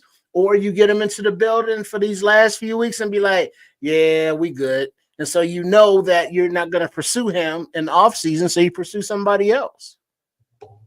Trip is right, man. Kedz, Trip is absolutely right. I completely, I'm just being a realist here, and it's less to do with me disagreeing with either one of you and what you're saying, because I agree. But I just don't see it happening. I don't see Ryan Poles going into GM mode for real, with 5 games left on the season, way past the trade deadline, to shore up this team that is not going to make the playoffs at all or do anything postseason. I mean, but it could be something like, hey, I could really use a guy like has these traits as a running back. And it's like, well, shit, Travis Horner was pretty much here, for a special teams kind of guy. And then now Roschon has hurt. So maybe, Flus looks for something that Brown is looking for specifically, because he wants to, he's the chef now. So he's going to want some of his own damn ingredients. And, you start shopping now, as opposed to just waiting and then shopping when everybody's shopping. How about this? Let me tee this conversation up this way. And this will make for a better, thorough conversation. And it's all predicated on whether or not you guys agree with the premise that I've been saying for months, that I thought that they brought these guys in here talking about Thomas Brown, talking about Eric Washington, to bolster the situation in case they had to eventually let go of Matt Eberflus. If that's the case, if that was intentional in the design to bring those guys in here, why wouldn't Ryan Poles do exactly what Tripp says and give them every opportunity to make the best presentation of themselves?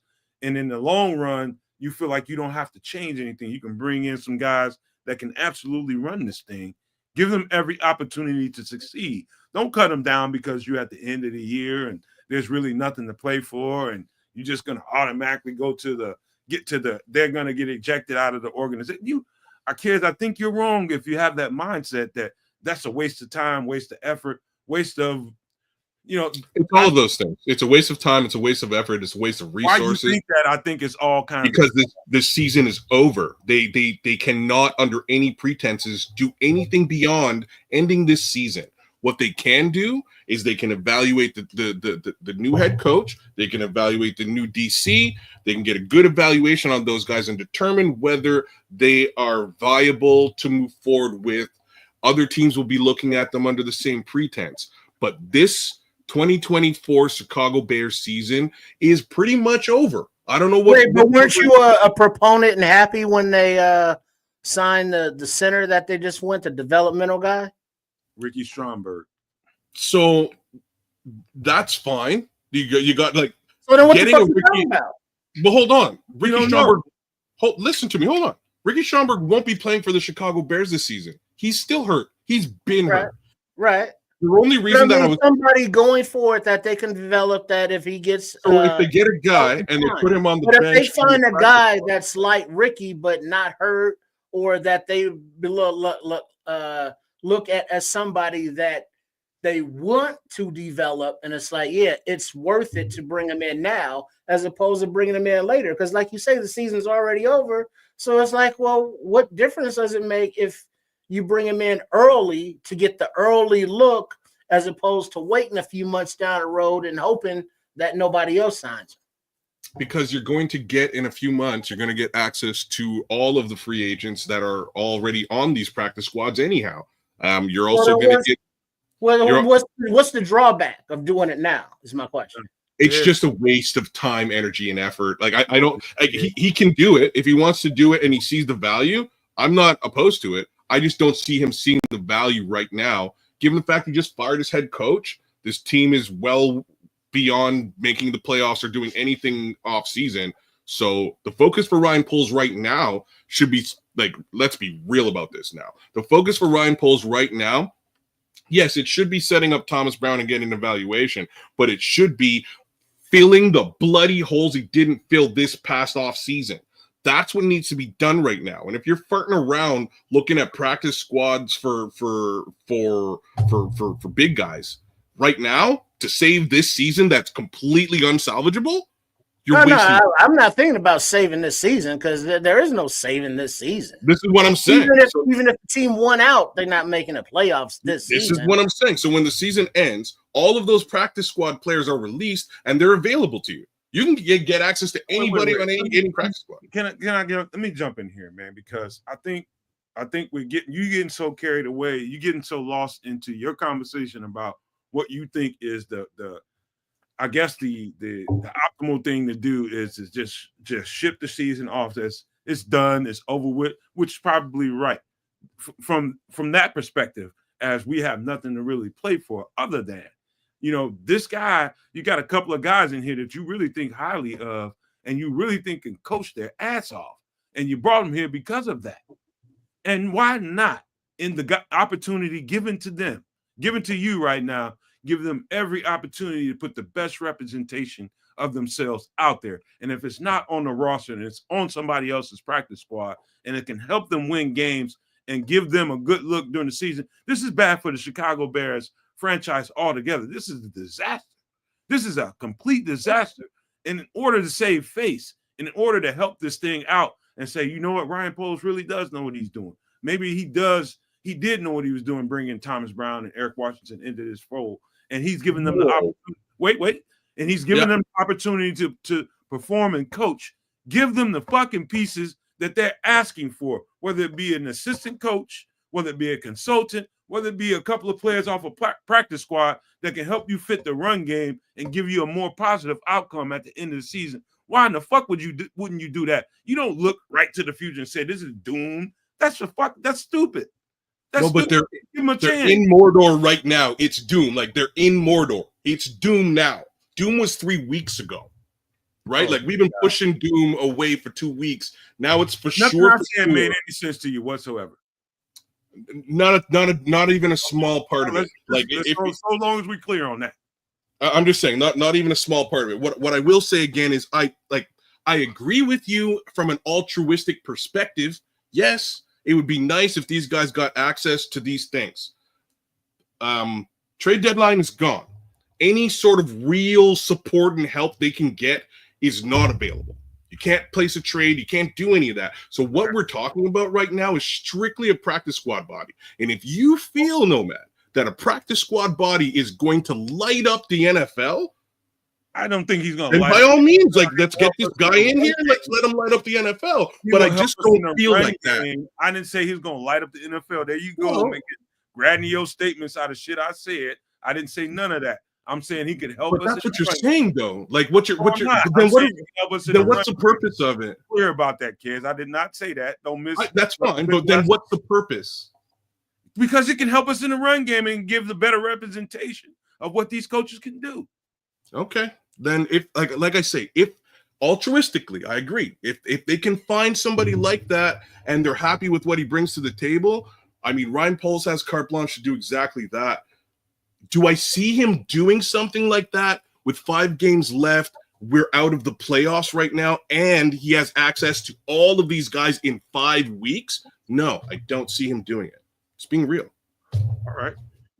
That's where I'm at. That's fair, man. What say you, Church? This is the last time around on that. I say give those coaches every opportunity to bring in what they think. Oh yeah, whoever he needs, staff wise or player wise, sure. I mean, if it's to a situation where it's like, hey, we would have to raid. I think it was the Patriots. It was a tight end that was pretty good in preseason that we let go and kept Lewis and Everett and Komet. But Sweeney, I think we brought him back. It was a different dude because Sweeney got hurt. It was like Beatty or Warren Beatty, or it was Sweeney Todd, and it was another dude other than Sweeney, I think.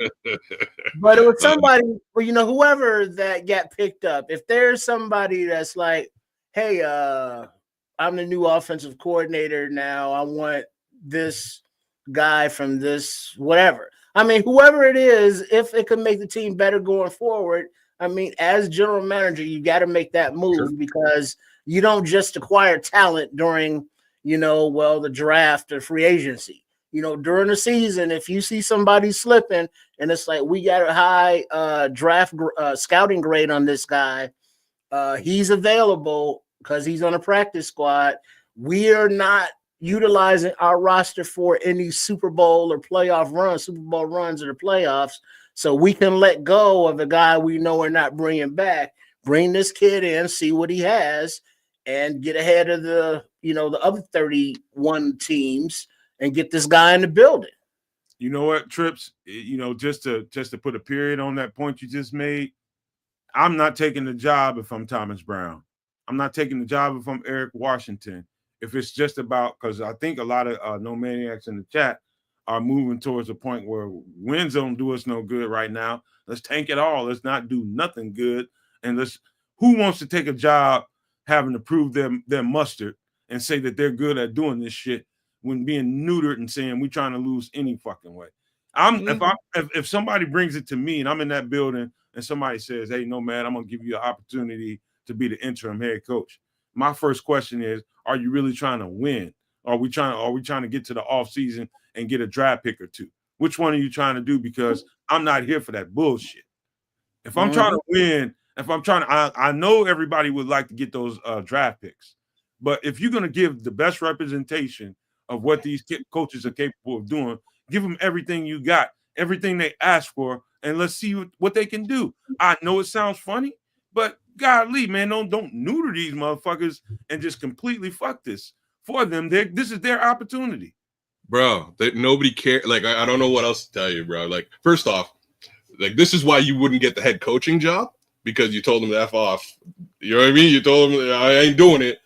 And now you get passed up on the head coaching job at the end of the year. This is just an audition. Like, you need to get it. This is an audition for these guys. They're going to go through the motions, win, lose, or draw.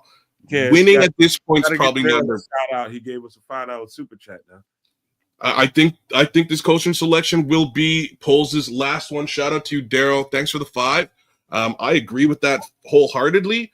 But when you say last one, I think it might be the right one for the Chicago Bears across the board. And I'm just hoping that that's what this all shakes out into. I'm hoping what we're looking at right now is the actual, the better part of the Chicago Bears organization as we move forward.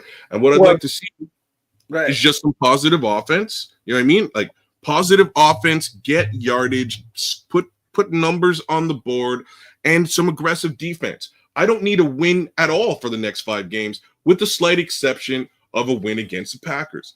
These guys beat the Packers. They will likely keep their jobs. I'm just being completely vanilla. I put up a post on the Twitter. If anybody's following me there at Sports Chicago Style, that's also the website and the YouTube channel. You know, all that good stuff. But I put a question, how many games does Thomas Brown have to win to be considered as the head coach for the Chicago Bears from now on? And it's 23 hours left, but there's been 127 votes thus far. I'll reveal the vote totals at the end of the show. So for those no maniacs tuning in live, go ahead and if you're on the Twitter and voting that and have your voice heard. Go ahead. Right on. I'm actually going to do that because I don't think it really requires much wins at all. I think it requires sound offense and a sound communication line between Thomas Brown and Caleb Williams. I think that's really all that matters. Like, friggin'. Well, the options are players be damned. I think that's all that matters. If these two guys connect, which they have been doing in losing fashion over the last 3 games, but it's obvious that they're connecting, I'm cool with the losses. Well, the options are win all 5 remaining games, win 4 games, 3 games if they look good, or a flat out, I want a different guy. Oh, all right. Let me say this, man. I don't think you do, number one, the rookie quarterback any good with that mindset that Kedz has got. Now I'm just gonna fight him a little bit because what he's saying in a grandiose way is really just get the fuck out of this season, lose all you can, get to the draft. No, you don't have to lose. Let me finish it, and then you can rebut me. Right. And I don't think for a rookie quarterback that does anything good for his mindset and towards getting momentum towards getting into this next offseason with what he has, feeling good about this organization. That I think that just sets up some real fucking bad juju. Real bad juju. And that mindset for us as fans, and that's what we are at the end of the day. We're podcasters and we give you some hella content, but that mindset, I want to preach to the no maniacs. That's a fucked up way of thinking of it. I'm just gonna tell y'all, that's a fucked up way to think of it with a rookie quarterback. when all you're doing this whole year is trying to bleed confidence into this kid. That kind of mindset will fuck this dude up, and we'll have a fucked up quarterback in the near future. And I'm telling you, trying to lose because it's some kind of self-righteous get to the offseason and get all you can out of it. That's some ridiculous shit to me. And I'm just gonna say that. But go ahead, kids. You got a rebuttal. Yeah, because that's not what I was saying. But your paraphrase was terrible. I did not say that they don't need to lose out and go for draft capital. I honestly don't care about that either.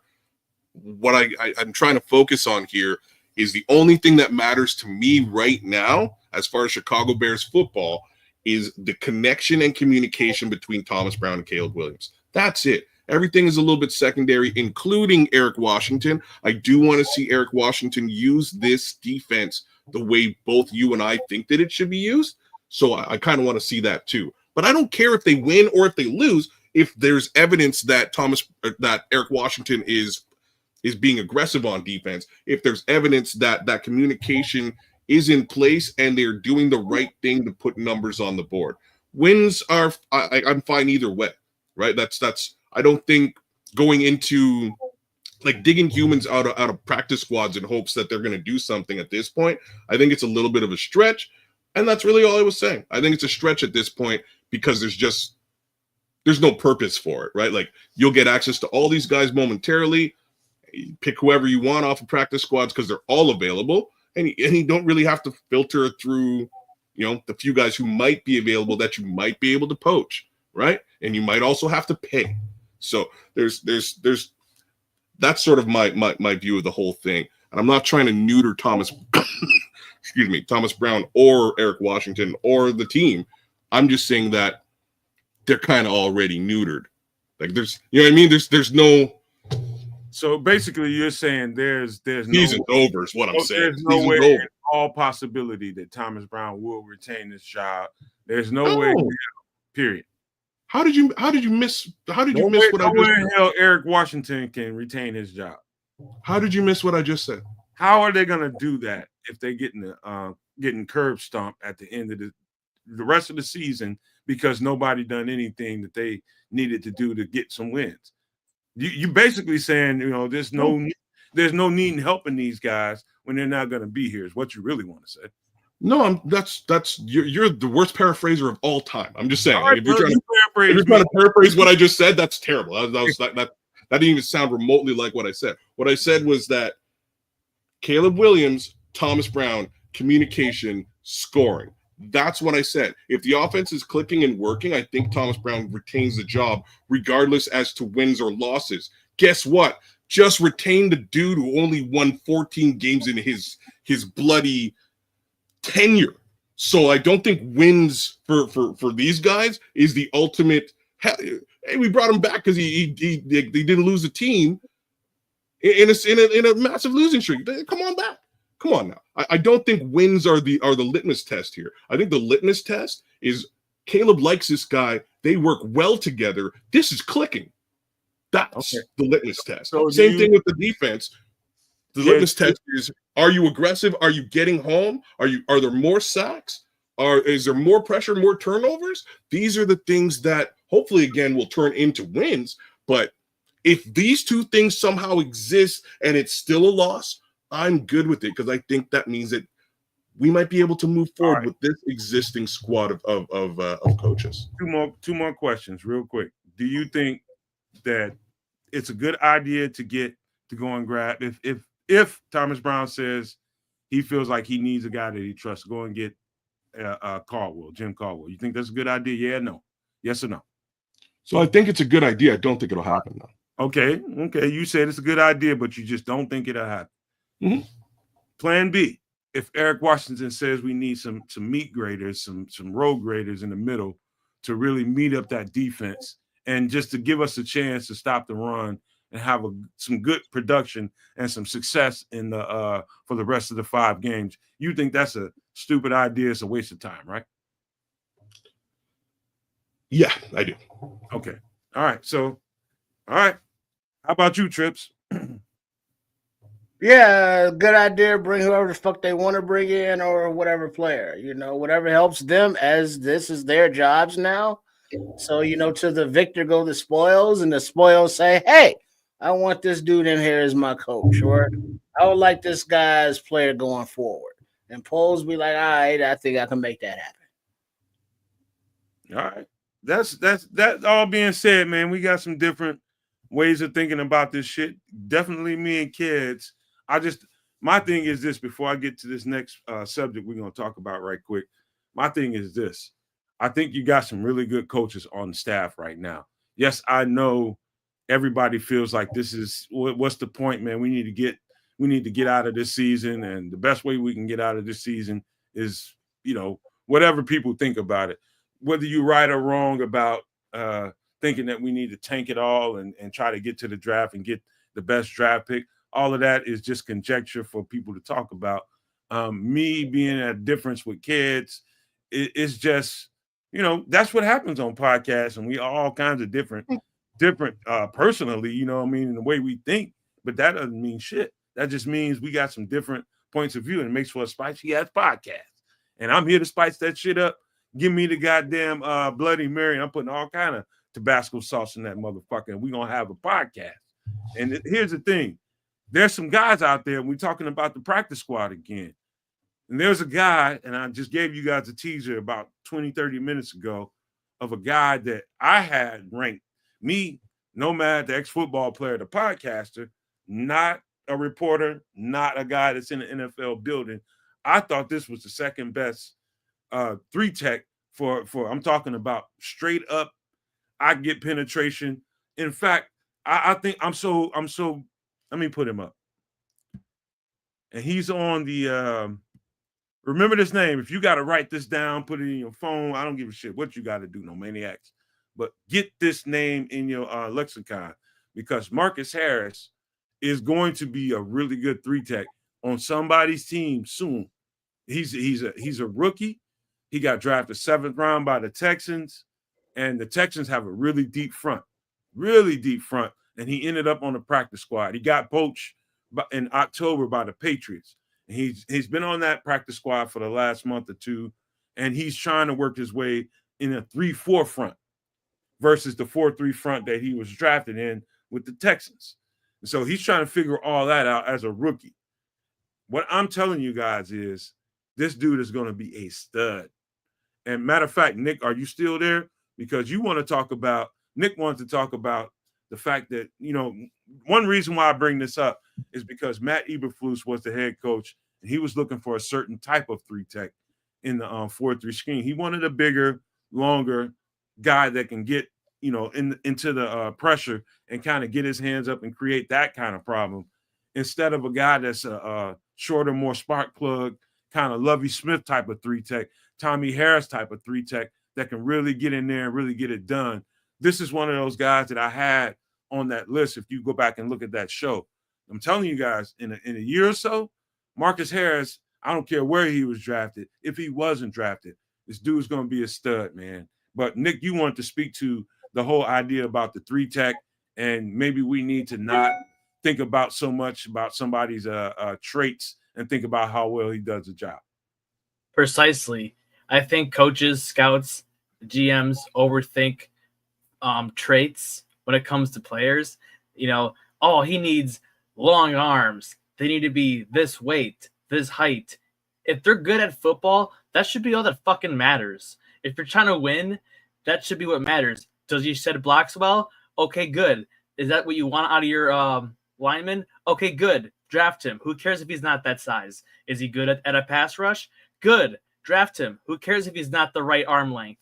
Coaches and scouts overthink that stuff all the time, and they let players and they don't draft players that turn out to be really good, and then the fans clown them because they overthink it. It's pretty, football's not that hard sometimes, especially, and I know it's easier said than done, but really, they overcomplicate the schemes big time. Just put a good player in position. It's that simple. The people are roasting me because they think that I'm making hay out of that conversation with Kedz about the whole thing about bringing people in. And all that kind of stuff. I respect y'all, man. That's just y'all's opinion, and Kedz is too, man. I respect everybody's opinion. I don't know how we got here. It's like where I am right now. I don't know how we're looking at practice squad players in week 13. Like what the fuck is a practice squad player gonna do for us now? Because there are pieces out there that you can use moving forward.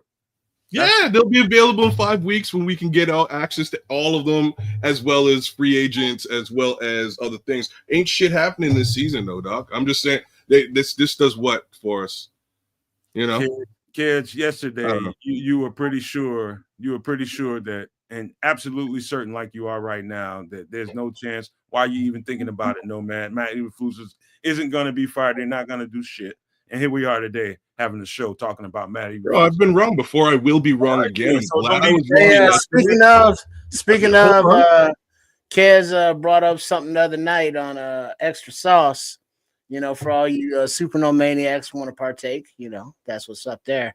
But he was like, you know, what are the Flus daughters saying to the Flus coach right now?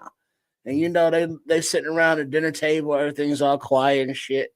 You know, all you hear is the tink, tink, tink of the silverware hitting the plate.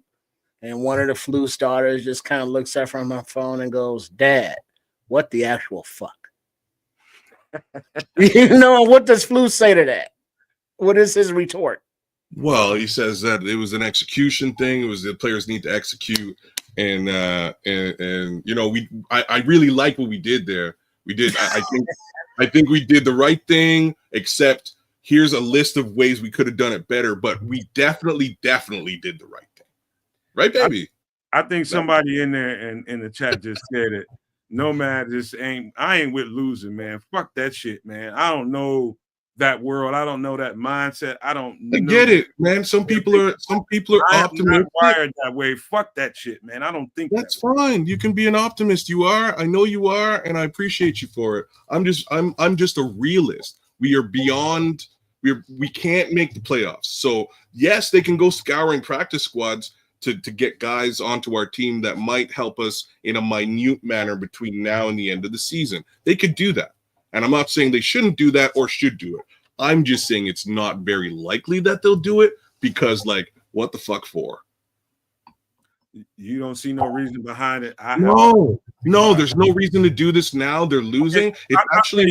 I'll tell you why, real easy, kids. What if they see Eric Washington as a long, let's just say, all right, we don't want to put this opportunity out here for some other coach to come in here and change the defense.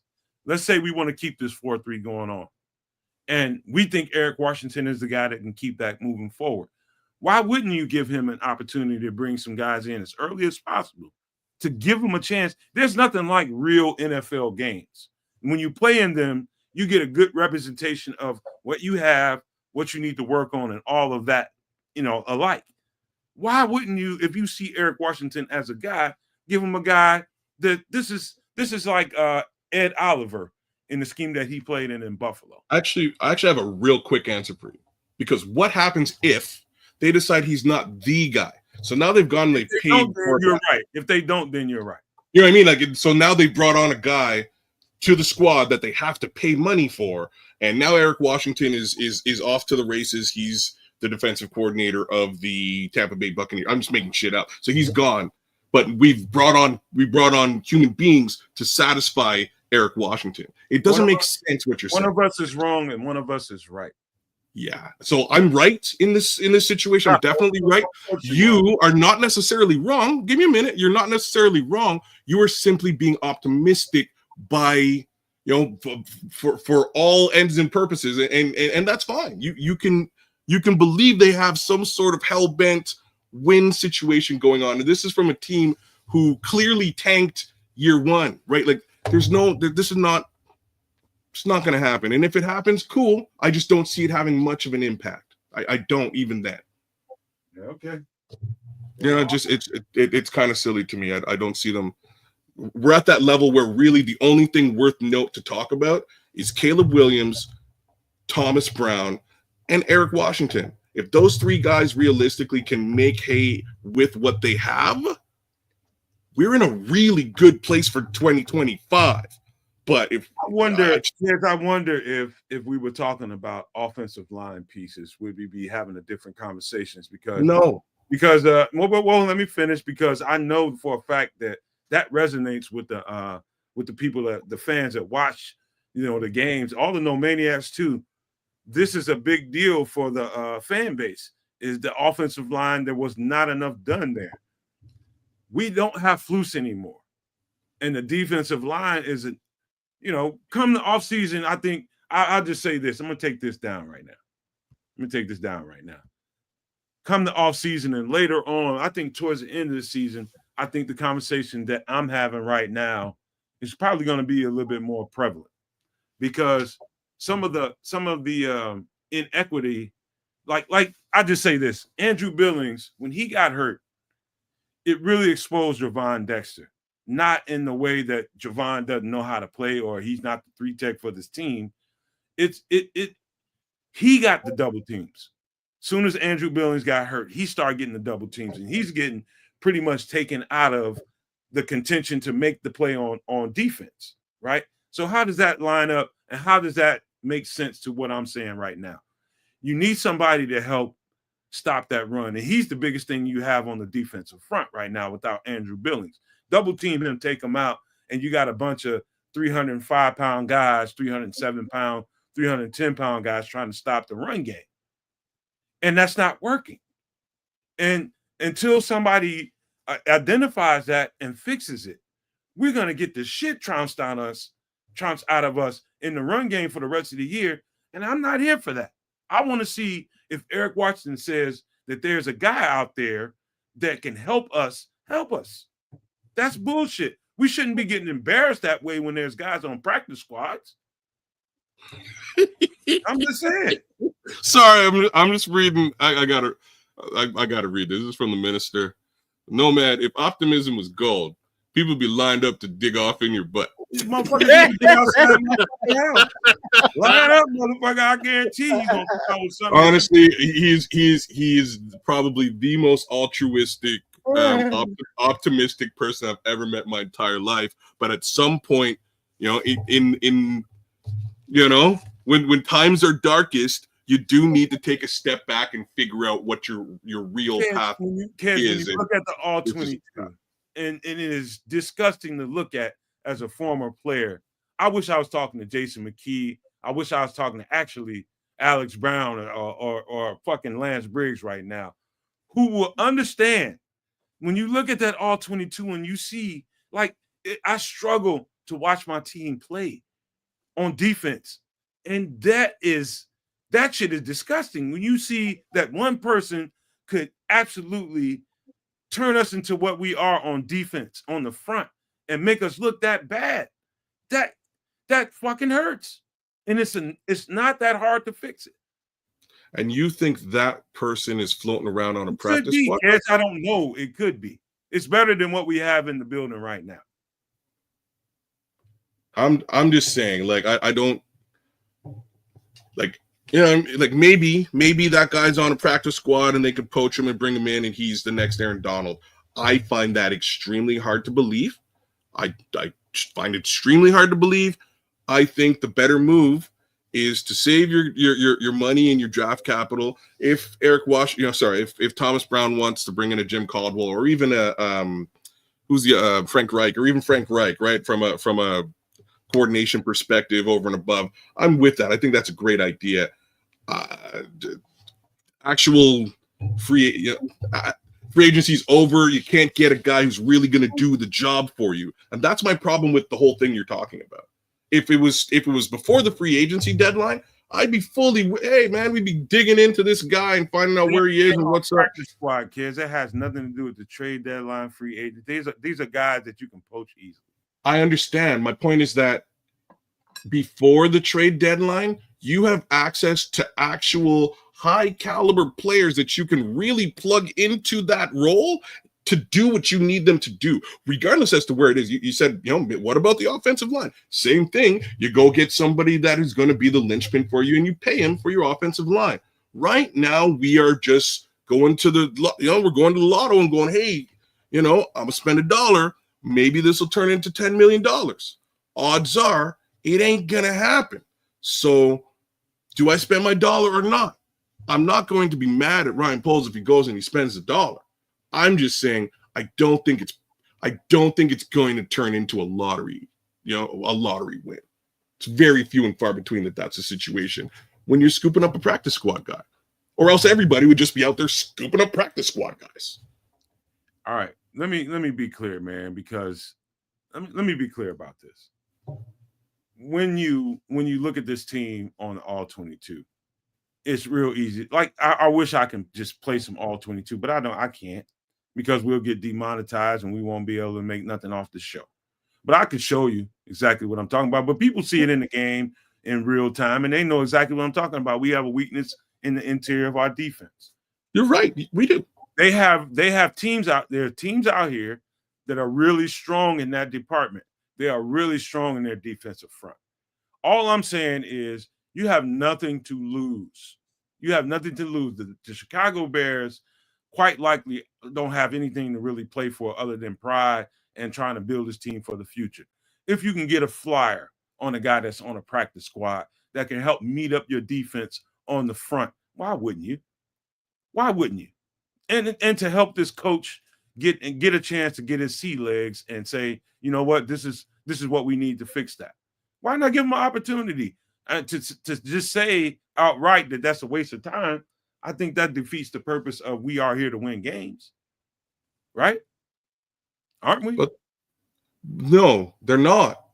They're like winning. What does winning games do for you at this present time in the season? Just gonna ask the realest question in the world. Okay, well, we just don't need to do no more podcasts and wait till the offseason. Let's let them try to lose out. No, I'm asking you. I answer the question. What does winning football games it gives you a realistic look at the people that you have inside the building as coaches that you brought in to give an opportunity, if need be, to give them a chance to see how they look as coaches, offensive coordinator, head coach, defensive coordinator. And that only happens if they win. They have the chops to actually produce. Do they make a difference? And what do they need? That question. And if that defensive coach said we need some meteor pieces to help plug up the run, why wouldn't you give them that? Back to the actual question. So you're saying one more time that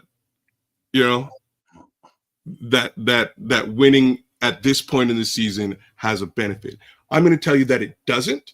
It makes zero difference at all. How about that? I've heard you saying that. Well, how do you? I'm going to tell you why. If you're Caleb Williams, and it's like, I'm rookie, I'm Superman. We got 5 games remaining in a season to where my offensive coordinator has been fired. I'm the number 1 pick. I have, all the receiver, the weapons. I don't have protection. But I want, if I'm a player, Williams or anybody else, I want to go out winning. Losing sucks. We're playing this game. And so we need to have the mentality going forward as a team. We know how to win games. And so next season, after we get reinforced, now winning is not the hurdle to, jump over, because we've, accomplished that in these last 5 games against, tough divisional opponents, against San Fran, against Seattle to close it out. And so going into the 2025 season is like, yeah, we know how to win. We have proven that to ourselves and everybody else, as opposed to just being like, yeah, this season's over. Fuck it. Nobody cares. Now you're going into next season coming off of an attitude of, yeah, last season sucked. Let's try to figure this winning thing out. You want to win. That's the whole purpose. I get tanking like for the number 1 pick, but we ain't trying to do that no more. So we got to change the mentality to one of, yeah, we can do this shit. No woe is me. No, well, we need this to go our way, or we need to break that our way. No, we got the mentality. We got the talent. We got the knowledge and the know-how to put this shit together and figure out how to beat these other fucking teams. Now let's get that going and then carry that into next season. All right. So you actually said something that's very important, and it has to do really with the reason of winning. And it did resonate with me to a certain degree. But here's where winning doesn't matter. All right. Winning doesn't matter over the course of the last 3 games. And you have your example of it. Over the course of the last 3 games, which are straight up losses. Heck, the last 6 games have been losses. But over the course of the last 3 games, what have we been able to do? We've been able to evaluate Thomas Brown as an offensive coordinator. We've been able to evaluate his connection and communication with the quarterback. That's what's happened in losing situations. I'm not sitting here saying that we need to lose. I'm just saying that winning is not. You said winning makes no sense. And then you said, I don't think you hear the shit I say. I asked you a question. I asked you a question. What does winning do for us moving forward? And you didn't really answer it. So now you're saying that I said that. I didn't say that. I asked you a question. Hey, right? While y'all are acting like some old married couple that needs to get a room, I'm going to pee. Don't be gone too long there. Yes. All right. Let me help this out. I think the premise of what both me and you are talking about, one saying that there's opportunity out there on other teams and squads to kind of help bolster the situation going forward in these last 5 games. Win or lose, I think losing intentionally is a bad precedent. Nobody, whoa. That's what I'm saying. Wait. I ain't done. Let me finish. I will take you out of that because that's not what I'm saying. Bro, I will set you up. I will set you but up. I'm not saying that. Stop saying I'm you will saying like when I finish. You will like when I finish. Perfect. What I'm saying is that sets a bad precedent for the veterans on the team. Number 1, that came here to win. Number 2, it's just you got a rookie quarterback that needs to see some kind of success going forward to give him some juice going into the all season, making him feel like, hey, we got some people around us, coaching staff. Give him some kind of something that feels good. And to your point of, right now, that doesn't really matter so much. I get that because I get where your mindset is, kids. I get where you think, how you think, the way you think. And it's like a waste of an exercise to you. But to me, I think we have quality coaches in the building. I really do. I think we have some high quality coaches in the building. And my thing is let them have every opportunity. If that means, this is just pure conjecture from me saying that there are practice squad players that can help. I don't know that they can, but if he said that, if Eric Washington went to the guy and said, there's a couple of guys out there I think we should take a look at, why not? That's all I'm saying. Where you said, I'm saying that I don't think losing and just taking a defeatist mindset is the way to go. Yeah, and I keep trying to explain to you I'm not taking a defeatist mindset at all. I'm just saying that winning is not the end all be all right now. The end all be all is for 2025 having a coaching staff available for Caleb Williams. Is that coaching staff on this team right now? It just might be. So let's evaluate that. I give 0 fucks about a dude on a practice squad right now. So tertiary to where my mindset is. My mindset, win, lose, or draw, preferably wins, let's be honest, right? Like preferably they win a couple of games here and show what they're about. That's what I'm down for. But I don't need them to win. I need them to score. I need them to play good, aggressive defense. And if that happens to come in a loss and I'm able to see that on the screen, the evaluation is available and I'm not mad at it. You understand? Dog, I get it. I see so far Kedz is got the same reaction as 153 people have voted so far. Yeah. And with the options of win all 5 remaining games, 20% of the vote, win 4 games, 15% of the vote. I want a different guy, 27% of the vote. 3 games, if they look good, 36% of the vote. So that's the highest one right there. So as long as they look good, the poll question is they would keep Thomas Brown if they win 3 games. And that's where the majority of the votes are right now. And that was what I voted for as well, just considering that you're bringing it up. That was where my vote was, because, again, it's not about, at this point, the wins aren't going to get you to the playoffs. It's not going to do anything for you, except for, again, if you can beat the Packers, that really does big things for you. If you can get a win up, again, against some of these other divisional teams, Lions, Vikings, that will scream volumes for you. These are great games for them to go into with a brand new head coaching situation, right? Especially considering how close those games were over the course of the last few weeks. I'm interested. I think they can win a bunch of these games, but I don't think it's going I just don't see them going out scouring practice squads for humanity right now. I to get those wins, come on. If they lose, doesn't matter. You gotta try not to be dismissive and understand who you're talking to. Like, Kedz, be clear. You're not a big all 22 watching motherfucker. That has nothing to do with that. Let me finish what I got to do with what we're talking about, bro. I won't make you look bad. Trust me when I tell you, I am a big all 22 guy. And what does that have to do with what we're talking about? If you let me finish, I'll go there, bro. I'll go there and I'll show you exactly what I'm talking about. When you look at it from that standpoint, and I get your practicality about how does it help, getting on somebody on a practice squad. This goes back into all the work that I do in the off season with these draft picks and these just all that legwork. That's hours and hours of manpower, knowing what these players are capable of. There are players on practice squads right now, one of them being the person that I put on the screen, Marcus Harris, that are really good players that are in situations that aren't beneficial to them. What can you do with a player like that?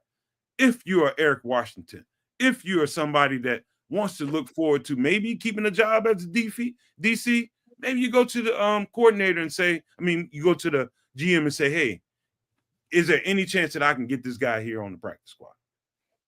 To you, that doesn't sound like it makes a whole lot of sense. But to me, I know what Marcus Harris or some other guy that can add something to the roster means. How he can, it's not for nothing, kids. And you just totally dismiss it sometimes as though, it's really some value out there if you really look at it. Well, I'm looking at it as more of it's not for this season winning, now. This is about locating talent wherever it may be, not the draft, not free agency, but a practice squad. And if there's a player on there who, is interesting that the Hallis Hall scouting department has flagged, and it's like, hey, whether it be Washington or Brown or Poles, just saying, hey, that guy on that practice squad, we want to give him the opportunity to come in here so we can see his mentality, how he works with people and all that fun stuff, and evaluate him to be a part of the team going forward. I'm not talking about identifying people to come in now to help win. I'm talking about just as Poles finding talent to go forward with. Yeah. So he's a general manager. He's going to be looking at available talent, whether that's in free agency, in the upcoming draft, on available practice squads. It's his job. That's what he's going to do. To be frank about this one more time, he didn't grab any of these guys thus far. If he really sees the need to do it now, he has carte blanche to do so. I just don't see it making any sense right now because he has access to all of these players free in a couple of weeks. They don't cost him anything now, kids. It's free. Of course they do. He has to pay them. That, if you bring them onto the practice squad, drop a guy from your squad, from your practice squad, and add another guy. So it's not nothing that he's already not paying. No. So you bring him onto the practice squad, that's fine. What you're suggesting right now is that this superhuman 7th round pick is going to not only just be on the practice squad, but actually make the 53-man roster to supplant a missing Andrew Billings. Which means he has to. He has to be on the roster because you can't sign somebody off of another team's practice squad onto your practice squad. You have to pay you have to sign him onto your roster. Kid said he thinks that I'm saying Marcus Harris is the replacement for Andrew Billings. You missed everything I was saying, sir. No, Andrew Billings is hurt right now. We need a big boy on the line. I get what you're saying. If you think Marcus is the guy, that's cool. With Dominique Robinson, number one. What are we doing with Dominique Robinson? Is he even worth even keeping on the practice squad or on the 53? Number one. Number two, we got guys like Mallory that's out there. We've got guys there's other guys out there that we might not necessarily need. But if you want to give the true representation of what this defensive coordinator is capable of. If he asks, hey, can we go out and go take a look at Marcus Harris? Why wouldn't you? You probably just say, yeah, no, we're not going into free agency or into, we're not going to be poaching anybody for practice squads right now. We've got much bigger fish to fry with you and your new role, and this guy and his new role, and whether Caleb can deal with him. I got other stuff to do. Plus, I also have to go and scout actual draft guys that are coming up for 2025. So I'm not sure if I have, if we really wanted him, we probably would have brought him onto the practice squad already. Me and Kedz ain't gonna never agree. And there's people because you're beating a horse to death, like you're cranking the horse, and like you're if right, you want to bring the right on, because I watch enough films. It's got nothing to do with all 22. I know what kind of talent is out there, and there's nothing wrong with acquiring good talent if you got spots on your all 22 or spots on your 53 or your practice squad. That's just a waste of goddamn space. There's some guys on our practice squad and might be on our 53. It's a waste of goddamn space. I've been saying that for for months, right? I've been saying it for months. There's guys on this team that are healthy scratches week on week who shouldn't be on this team. But like what you're also asking here now is for suddenly Ryan Poles to cut bait on these people he's been protecting for the better part of a season. And I don't see that happening. Is it Ryan Poles or is it Matt Eberflus? I think that's the key thing. Who's the GM? He could keep Matt Eberflus. At the end of the day, Ryan Poles is going to keep who Matt Eberflus says he needs on this team, whether it be on the 53 or on the practice squad. Make no mistake about that. That's not fucking Ryan Poles.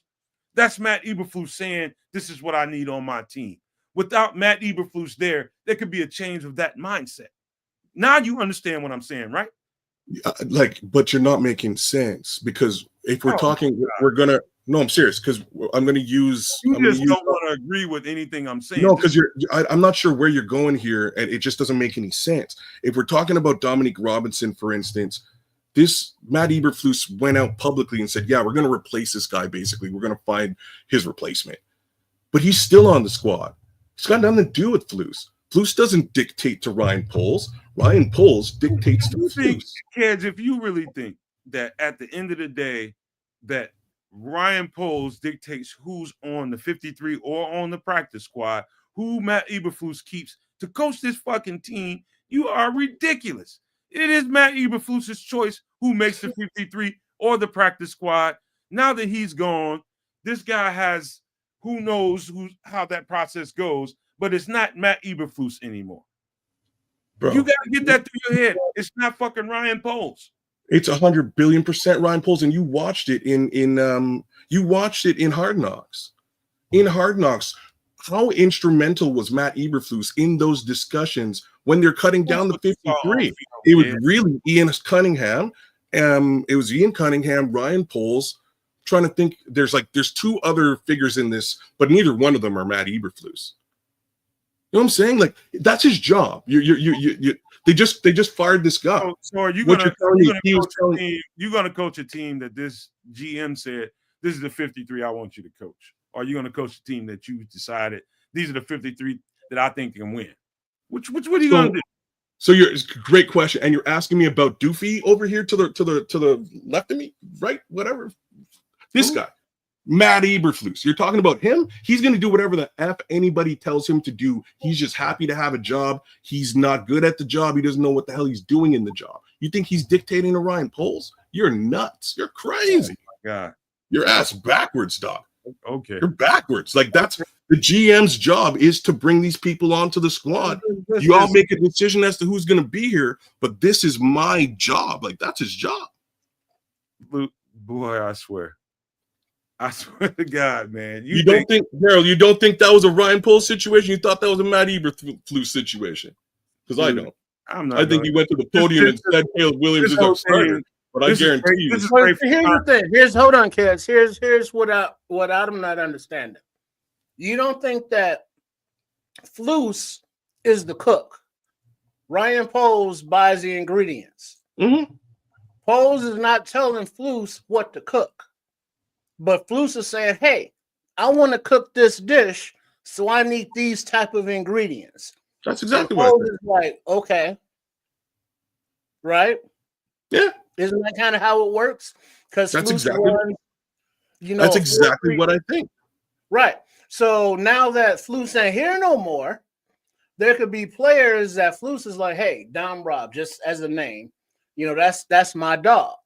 I want to keep him on the roster, whereas Foles might be like, yeah, I don't think he's producing, but Flus could be like, nah, I'm working with him. He's going to show up. And it's like, So okay. But hold on. So now Mhm. Washington's like, I've been watching Dom Rob, and yeah, he ain't it. But, there's another kid here, or if you know of a player, this guy, Don Rob, ain't it. So he can be gone, and we can bring somebody in. So as the coordinators change, as the coaches change, the schemes may stay the same or similar, but players, coaches are going to have their favorite players and that are on the roster because they want them.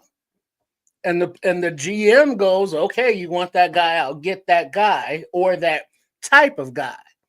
So whatever type Washington and Brown may have that differ from Poles, those players are now on the bubble. So I agree with what you're saying now, But no, there is a total but here, right? There's a total but, and the but is that one of these people is the GM, right? So what you're asking me now is to tell me that Dominique Robinson is still on this squad as a healthy scratch weekly because of Matt Eberflus. Velus Jones was fair. Velus Jones was on this team as long as he was because of Matt Eberflus. You said Tyler Dominique Scott is on the team as long as he has been. You trying to layer it, Kedz. Hold on. You said Dominique Robinson. Now, no. I need to get this list out because the list is like 8 people, and the list cannot just be Matt Eberflus likes them. Kedz, hold up. You said Dominique Robinson, and you asked him a question. Does he think Dominique Robinson is only here because it's Flus's preference? And Tripp says probably, or maybe, I can't remember which word he said. He said one of them. Can you accept that was Flus's priority? I mean, do you accept the fact that the coach, Flus, would have favorites, that Ryan Poles be like, the coach wanted him, I got him for the coach, he's on this roster because the coach likes him?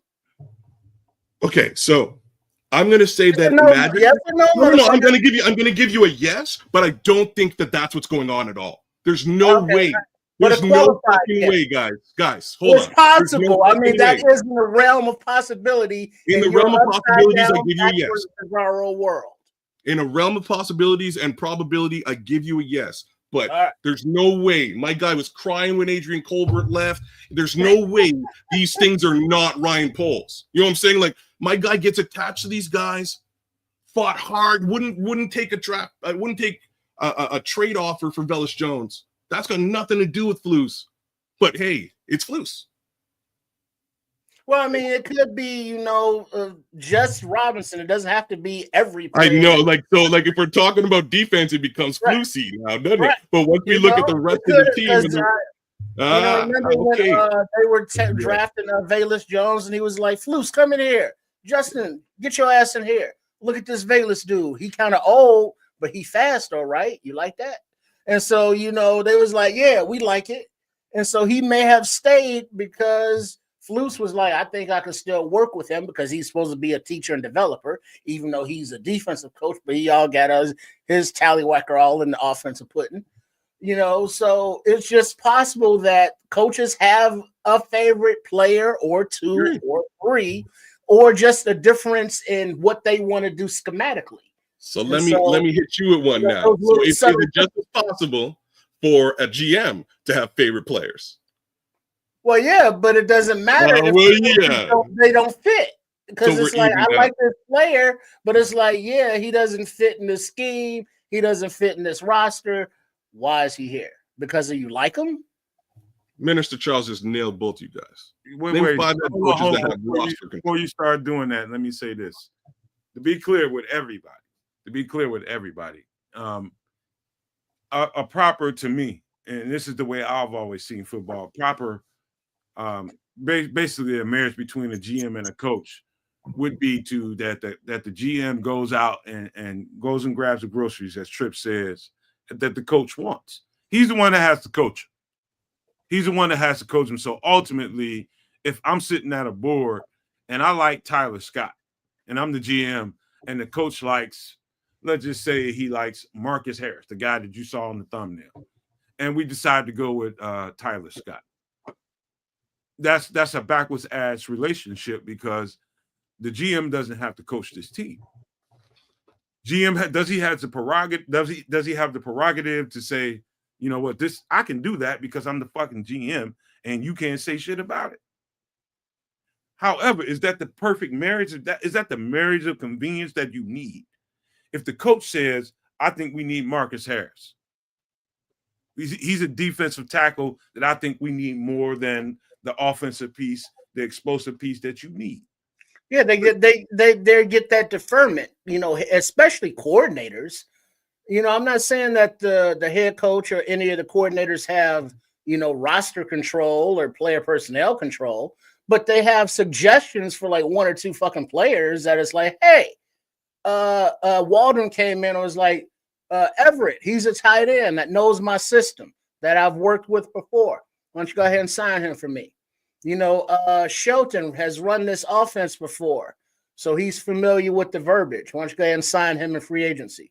You know, they make those suggestions like that. You know, Flus could have been like, hey, you know, Walker, I like the way he sets the edge and gets a little pressure. Why don't you go ahead and bring him in for me?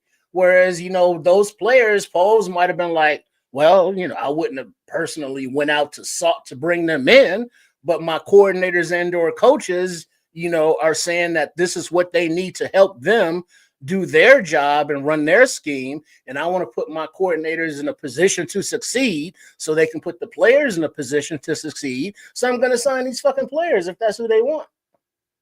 So, end of the day, you know, if they really see the value in all this, by all means, they have carte blanche to go and do it. I just, like I'm saying, I don't see the value in them doing it at this present time. All of these guys are going to be available in the next couple of weeks for them to poach left, right, and center. I think the important thing moving forward for this season is just simply evaluating the quarterback, the defensive coordinator, and the new head coach in offensive coordination capacity. That's what I think these next 5 games should be about. We can talk about practice squad players all you guys want. I don't see the value. Hey, let me read Don's statement. The real good GMs, and there are scouting departments that have been scouting the 2025 draft class for 2 years ago. A coach is running the program, doesn't have time for that. Listen, Flus, admittedly. Now, just because I watch too much video sometimes and I pay too much attention to the Chicago Bears organization, the coaching staff, the coach, the GM, everything about this motherfucking team, I watch probably a little bit too much, and I wish I didn't. But now I'm a podcaster, and I have to. The fact of the matter is, Matt Eberflus was doing scout evaluations. Don, he was doing scout evaluations. That means that he was going into the scouting department and breaking down multiple guys who he thought and why were players to fit on this team. And I think the GM asked him to do that. I don't know that Ryan Poles absolutely asked him to do that, but he imparted that into the process. That means that the coach was really specific about the guys that he wanted. And as a GM, I think you'll be kind of aloof to think that if a head coach went that far to make sure that he had some input on the pieces that you draft, I think you'd be a fool to ignore that because he's the guy that got to coach it. Wait, hold on, Nomad. Remember at the draft, as we've been referring to, how Flus was in Poles' hip pocket from morning till night. Yeah. So looking at those kids, scouts, the prospects, that Flus is not in Poles here. Like, yeah, for me to run this defense, I need this kind of guy like him or like him. And so now Poles is going to look at guys like him and like him. So he's catering to the offense or to the coach's needs while not specifically allowing the coach to make the picks. But he's like, okay, you need this position. Let me check those dudes out. And so you don't think Flus had any influence on that being right there? No, that's not what I'm saying. Like, he obviously did. He, like, just like Matt Nagy had some input in the scouting case scenario for a lot of the players that wound up on his squads too. Your head coach is going to, if they have the ability to scout, right? Like, if they're good at scouting, they're going to avail their input in that respect. End of the day, though, the GM decides who 53 outside of conversations with with the head coaches and the assistants, etc. Like, obviously there's conversations, and again, we got to see a lot of that in Hard Knocks. We got to see them around tables and having roundtable discussions about potential players and whether they're going to keep them or not. Here we are, better part of the season's over. I just don't. I don't know where we're going here, because, like, we don't have a head coach. Our head coach is an interim guy. We don't know if he's going to be here next year. So I don't see them going out and buying groceries right now for these two guys. We don't know if they're going to be here next year. They're not buying anything, kid. You have to pay them. We just established that, Doc. Yeah, they those. All right, let's just leave that part. I mean, but how much would like 5 games cost for some like UDFA? It's not an extreme amount of money, and they can go and do it, right? Like, he's the GM. If he sees a guy, but I mean, there's enough money in the coffers, right? For sure, they can do it if they want. Oh, okay. How do you, the question is, do it all 36? How can you evaluate the defensive coordinator if the team doesn't win? If you don't give him what he needs to win, then how do you evaluate him? There's an easy way to evaluate. There's you evaluate this going forward by, wins is the ultimate, ultimate. But if a team can look good and it's like, oh wow, they almost pulled that out, that was a good ass game, and it's like, okay, well, they're showing positivity as long as they're not getting blown out, or not getting gashed in the run or giving up passes and Washington can't figure out how to stop the other team, or Brown can't figure out how to get the rookie quarterback to keep progressing. If Brown makes that connection with Caleb, and if Washington can make the as much as free agency draft picks that Poles has invested into this defense, the defense should be playing a lot better than it has been.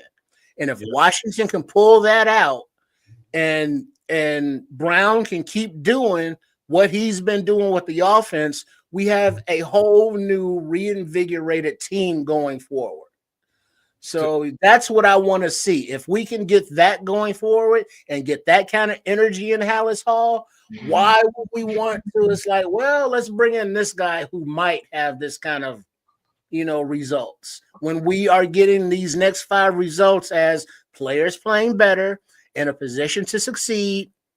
The situational football decisions are being handled professionally. The time is being handled professionally. All of that basket that Flus could not fucking do because he was flusicizing way too much.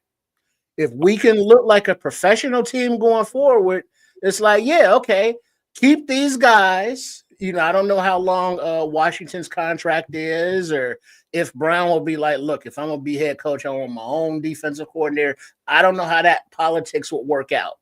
But if they could figure all that stuff out, and the team for these last remaining games look like a goddamn fucking team that has some heart, has some fire, and some motherfucking desire, we keep Brown.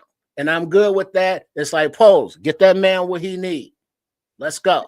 Hey, Kedz, you know why I'm putting a certain emphasis on Thomas Brown? I mean, not Thomas Brown, but Eric Washington in this defense and the opportunities out there in other coaches, other teams' is practice squads, and opportunity to poach some of those guys is because Eric Washington, again, has been given a role of defensive coordinator. And at this point, he was just a figurehead under Flus.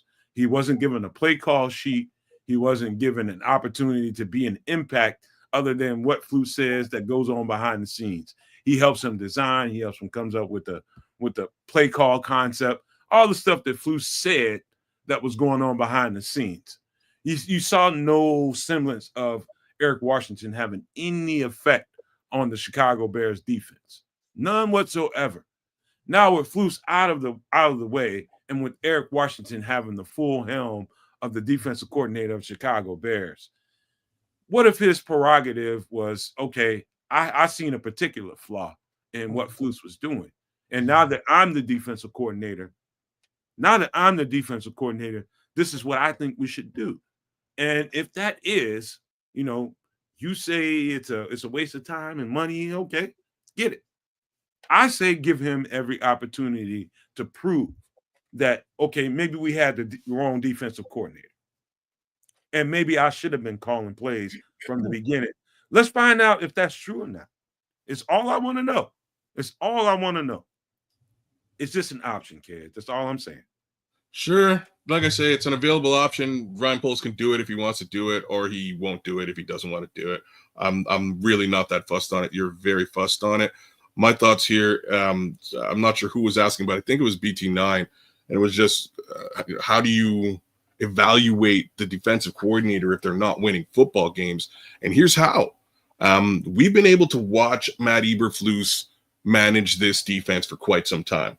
There's certain things that just don't happen. Most of them can be summed up in one word: aggression. It's not a very aggressive defense. Not a lot of blitzing at all. Not a lot of stunts. Not a lot of twists. Not a lot of pressure. In a lot. Line up and beat your man 1-on-1. God damn it! Thank you. If we're losing, and I'm seeing stunts and blitzes and pressure, I'm good with it. Same way as that if we're losing and I'm seeing points on the board and the communication between Caleb and Thomas Brown is in the building, that's what I need to see. Those are the two things I need to see. And that's how you can evaluate the DC in a losing situation. We should see way more pressure. We should see stuff like the sidelines are covered on Hail Mary. You know what I mean? Like, there shouldn't be vanilla 4-3 all day long. And I'm pretty sure that's what we're going to get from Eric Washington. It's just a matter of time. Again, Well, did we notice, like, looking back at the game on Thanksgiving yesterday? Damn. It seems like a long time ago, but it was only yesterday. One hell of a 24-hour segment. Right? But just the difference in how, because the first half of the game, Detroit was getting in that ass the way that Diddy would love. And then after, halftime and those adjustments, and there was more pressure coming at golf, now they look like a beatable team. Did you notice those defensive adjustments there on Thursday? Hey, hold on, Trip. Before you finish that statement, let me share this screen right here. And this probably will make a better point for everybody, so that everybody gets where I'm coming from. There was a last roster spot. Some people might say that it could have been any position that could have been that last roster spot. But Byron Cowart was one of the last guys cut from that team. And Byron Cowart is a hell of a player. I think he's a hell of a 3 technique. But let me pull this up right quick and share it. Byron Cowart, 6'3", 300 pounds. There was a question as to whether, are we good at defensive tackle? Did we get enough? Did we do enough?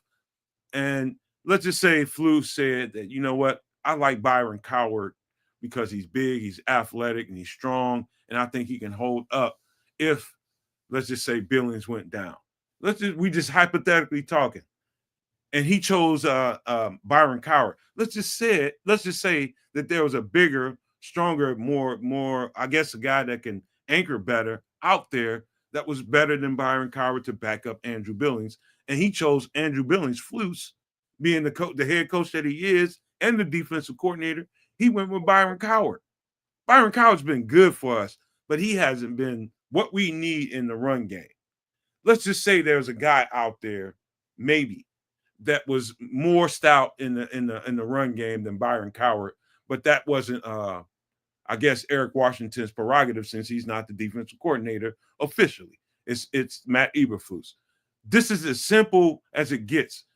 It could have been a choice of Byron Cowart versus somebody else. You know what I mean? Byron Cowart's been excellent for us, and I don't want to blame anything on him, but maybe it was a choice made by the head coach to keep this guy or to bring this guy as that last piece on the 53 instead of a girthier player that can help out with let's just say Eric Washington thought there was a bigger guy. What do you think about that, Kedz? I mean, is that a possibility? Yes. All right. That's all I'm saying. That's all I'm saying.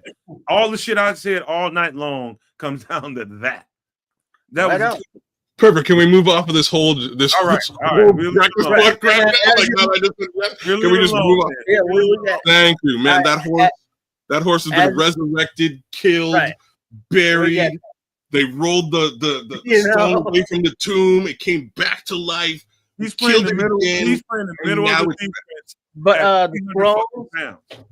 the scrolls here said the other night I heard Triple R say he grew up in my old neighborhood over by the mosque, Miriam. I live right behind her on 73rd and East End. Yeah, I didn't grow up over there. When I was a shorty, my auntie's friend who was a bake shit, she lived over there. So I spent a lot of time there. And I think it was like 73rd, just west of Stony, because it was right across the street from the Jewel, where they got the Jewel. Then it was like a Zare Adventure or some shit back then. But she lived on the same street that had like a fish store and the dry cleaners on the same block right there. So yeah, South Side, represent.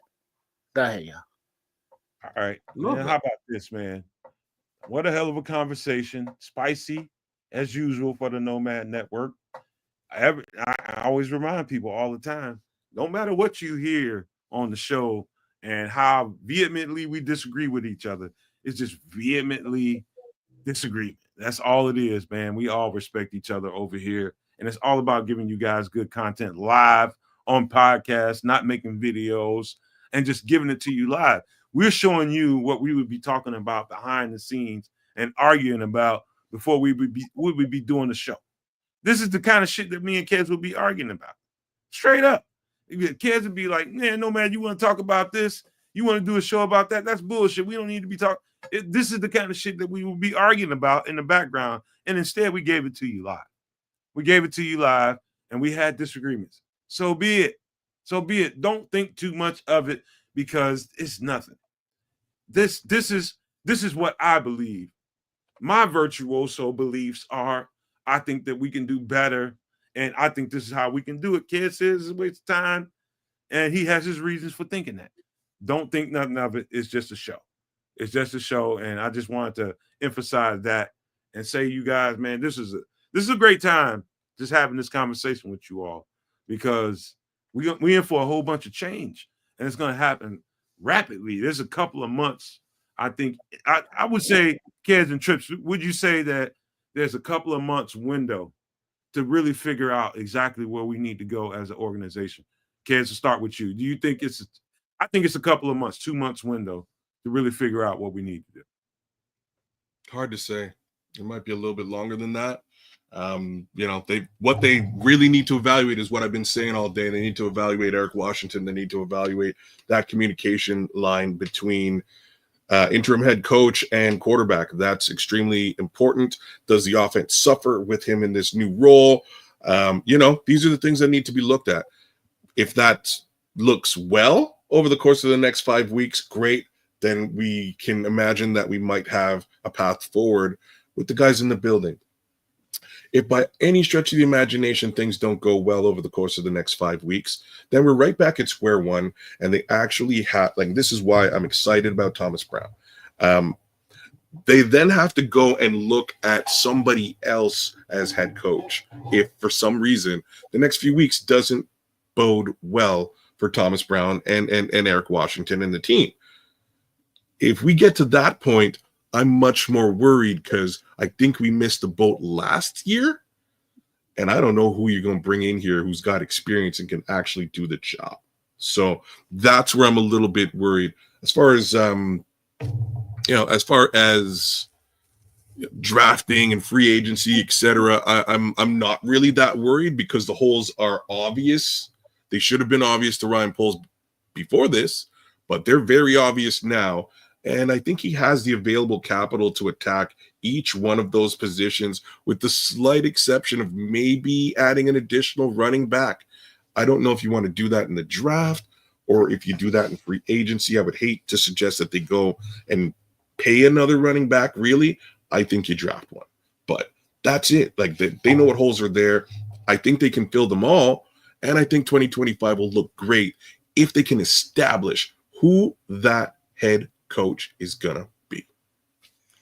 Right? Now just thinking about it, that my mind kind of went there. It's like where you're looking at drafting running back, maybe a tight end, another safety, because Kwani B's head.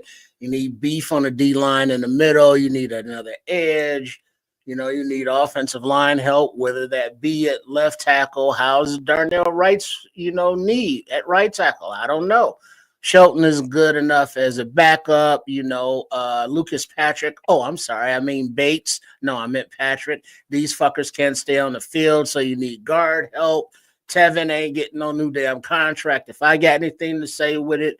So yeah, that off-season laundry list between free agency and the draft, there's enough on there. It's not as much as it has been in the last few seasons, so it's doable, but it ain't no short list. So, as we finish out this season, it's going to be some interesting shit, as Ballers Hallis Hall edition takes place, and I'm looking forward to it. So let me say this for full transparency so that everybody knows exactly where Nomad is coming from and exactly why I say the stuff that I was saying.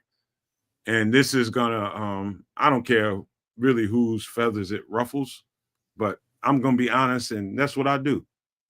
There's so many coaches that don't get the proper representation and don't get the proper opportunities.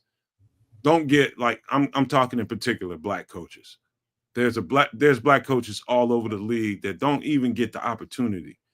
And given this opportunity that these two guys are given, I'm just one of those people that sees the flaws and sees the inconsistencies throughout the league. And I want to see these two guys. And really, this part that I'm about to say doesn't have anything to do with them being black, white, brown, green, don't give a shit what color they are, but given the right opportunity and given the best chance to represent themselves. And all I'm saying today is really, and that goes back to what Cornelius Squall said, it should be Ryan Poles going to the coordinators, talking about Thomas Brown, talking about Eric Washington, Thomas Brown, who's going to be the head coach. But both of those guys who have been given this unique opportunity to represent this team, give them every opportunity. And I don't care how goofy it sounds coming off of me and coming from me. If Eric Washington says, give me this, give him that. If Thomas Brown says, I need this, give it to him. But you got 5 games to show as an audition to show us what you have and whether or not we need to be looking outside of this building for coaches. And I think that's fair. Give them every bit of the opportunity that they so deserve. They've been in the league. They've been bouncing around. They've been here. They've been there. Give them opportunity to represent themselves, and the best one at that. That's all I'm saying. That's my entire argument for those two guys right there in a nutshell. Give them the best opportunity that you can give them. And that's me talking to Ryan Poles in particular. Give it to him. Whatever it is, as off base as you think that sounds, as counterclockwise as that may sound to what you think is the remedy to what we need to do moving forward, give those guys an opportunity. And I think they deserve it, man. I think they deserve it. Listen to them in pressers. They've represented themselves well. They've been good soldiers. They've done everything that Flus asked them to do. Why wouldn't you? And so that's just my entire argument for that part of the show. And I'll leave it there, man. It's a dead horse according to Kedz, and we're going to leave it right there. We ain't going to kick it. Hey, a question. Does anybody know who actually hired Washington? Was it Flus or was it Poles? What, say that again? Who actually hired Washington? Was it Flus or was it Poles? That's the whole, you know what, Trips? Because you probably wasn't a part of this show, we had an entire show dedicated to me believing and these guys giving input on it.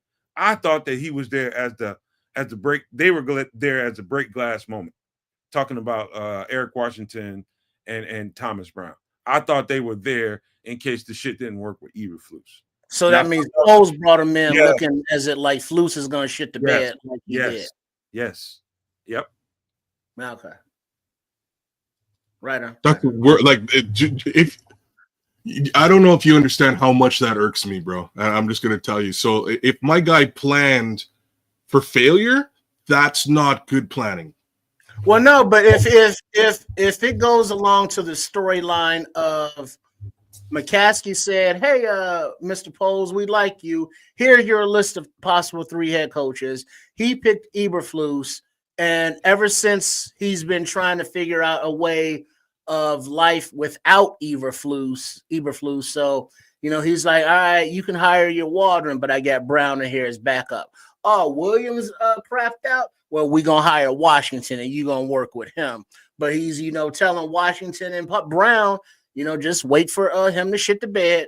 And, and it's like, before every game, he'll down like a gallon of X-Lax and some, he'll take an enema. He'll have his wife put it up in there before the game and he'll just hold that shit. Then he'll go to a taco bar and all you can eat kind of shit. And then he'll wait to the game and then he'll shit himself. And Poles be like, "Yep, see." And so now that's why this morning it was like, "Yeah, I'm gonna go do the press conference while George is on his way here." And Poles is like, "Do what you got to do, baby boy, because your ass is out." And so he's like, he was like on texting like Washington, like, "Yeah, you ready, dog?" He was like, "Brown, you good to go?" And then it was like George came in. He was like, "But Flus, you keep shit in the bed. We can't have that." And it was like, fuck. And so that's probably what happened. And so now that Washington and Brown is in place, the takeover has been completed by Poles. So my problem is that he retained Matt Eberflus. Like, if you're going to, he had to. No, he didn't. George. No, he had to because George was like, "Yo, he's under contract. We're going to stand this motherfucker, right?" And Poles is like, "Fuck." And so he's like, "All right, that's cool. I'll bring my seeds in here lower on the staff." And then it's like, Flus is still under contract for next fucking year. Doug, if that's what really went down, if the way that you're mapping it out is what went down, I was a little bit worried about the Ryan Poles situation that we were just discussing and how, again, he sort of planned for contingency instead of just going to get a coach who will do the job correctly, period, right? Like, that's my problem with the Ryan Poles thing. If you're also going to layer in McCaskey into that conversation, we're screwed forever. Well, that's why Ryan Poles couldn't do it because of McCaskey. You're probably right. Flus is McCaskey's guy. So Flus was like, "I got the golden parachute up in this bitch. And I ain't going nowhere, Poles. I don't care if you the GM. I'll work with you and shit. You know what I mean? But you ain't firing me." And Poles is like, "Hold my beer, because you done fucked up one too many times." Yeah, you need to go. And so now Poles planning ahead is like, "All right, we got Washington in place. We got Brown in place. Let's make this move." And now George is kind of in the box because he was like, "Damn, I spent a lot of capital, retaining Flus and having him here, and he done shit the bed." And so now it's like, damn it. All right, President Warren, all right, General Manager Poles, y'all gonna do your thing. And now, theoretically, McCaskey don't have no more people in the building because now everybody's a Poles or a Warren person. Well, Poles isn't a Warren person, but the coaches are all Poles people. You know what I mean? So, except you know what, Trips? What if it's real? Hold on, I'm gonna get right to that. Leave it up there. What if it's real that you got to go back to the beginning of the process, Trips, when they said that what's his name from the Colts Super Bowl? What's his name? The old man. Bill Polian. Bill Polian was behind the GM search and the head coach search. He was there to guide them the whole time. Of course, famously, the McCaskey said they're not football people, and they know that, and they're going to bring in football people to do football shit, right? And so you got to take it back to there. Polian brought in, suggested Ryan Poles, but before that, they brought in Matt Eberflus before they brought in Ryan Poles, and that was a tell, right? That was a tell that I think we brought in a neutered GM before we brought the GM in. If you were to believe that, Trip, this is start there. The fact that we had a head coach in mind per the advice and consultation of Bill Polian, and then we hired Ryan Poles. That was ass backwards from the beginning. But we beat that. You talking about beating a dead horse? We beat that shit for years now. That was done the wrong way, in my opinion. But that's the way it was done by billionaire people that did it. So that's that. Can't be a so that's that. And what Jay Sanders is saying here is very poignant. If George made him do that, Poles is a token hire and has no power. He needs to be fired ASAP, is what Jay Sanders is saying. And I wish I could really argue with what he's saying. What he's saying is that he basically has to go to George McCaskey to make any decision with respect to this coaching staff. And that means George McCaskey's making GM decisions. That's what it really means. And I think everybody needs to understand that. If George McCaskey is making GM decisions for the Chicago Bears, we're fucked. Yo, my hat didn't even drop when I threw it. That's pretty cool. It actually got a chewed on it. Straight up, we are cooked if George McCaskey is actually making head coaching decisions. Okay, you guys really got to think about that. Well, no, I don't think that he's in like that, because I don't know that George McCaskey would have picked Caleb Williams #1 at quarterback. I don't know if George McCaskey would have okayed making that trade like that. He had what we're talking about, Trip, is like, how this went, though. Like what you're saying, how it went. Hey, Right. George, can I get rid of Justin Fields? Well, I don't think I can let you get rid of. Okay, well, we'll have this conversation later on. That would probably explain why it took him so long to get out of Justin Fields and make the decision. Right. Okay, finally I can do it. Cool. So we're gonna get Caleb Williams. You're cool with it? Yeah, Mom said it's okay. All right, cool. So we'll get rid of Justin. We'll send him for a fourth now, because we can't take any of the actual deals that were offered to us that were viable at this point. They're all gone, and those guys have gotten quarterbacks. Hey, George, is it okay that we let Roquan go? You know what I mean? If you want to, I don't like Roquan. It's fine. We'll get rid of Roquan. But whatever you do, you're gonna, you can't get rid of Matt Eberflus. Like what we're talking about here, very big things, guys. Even like today is a scathing expose of that. Oh, hey, we're gonna fire the head coach, but go ahead, do a press conference before so we can talk to George and Ginny first. Once we get the go ahead, you can get the fuck out of here. You know what I'm saying? Like this is what we're dealing with, guys. George McCaskey is the real GM of the Chicago Bears. Clue in. That's just not cool. I don't believe that. Okay. I think McCaskey is the ultimate check writing motherfucker. And at the end of the day, he's going to lean into or onto whoever he wants to get the results that he wants. And if you want to say that means he's the actual GM, I've seen, like Tripp says, some actual football decisions being made that I know George McCaskey ain't got shit to do. Like, I'm not saying that Ryan Poles isn't scouting.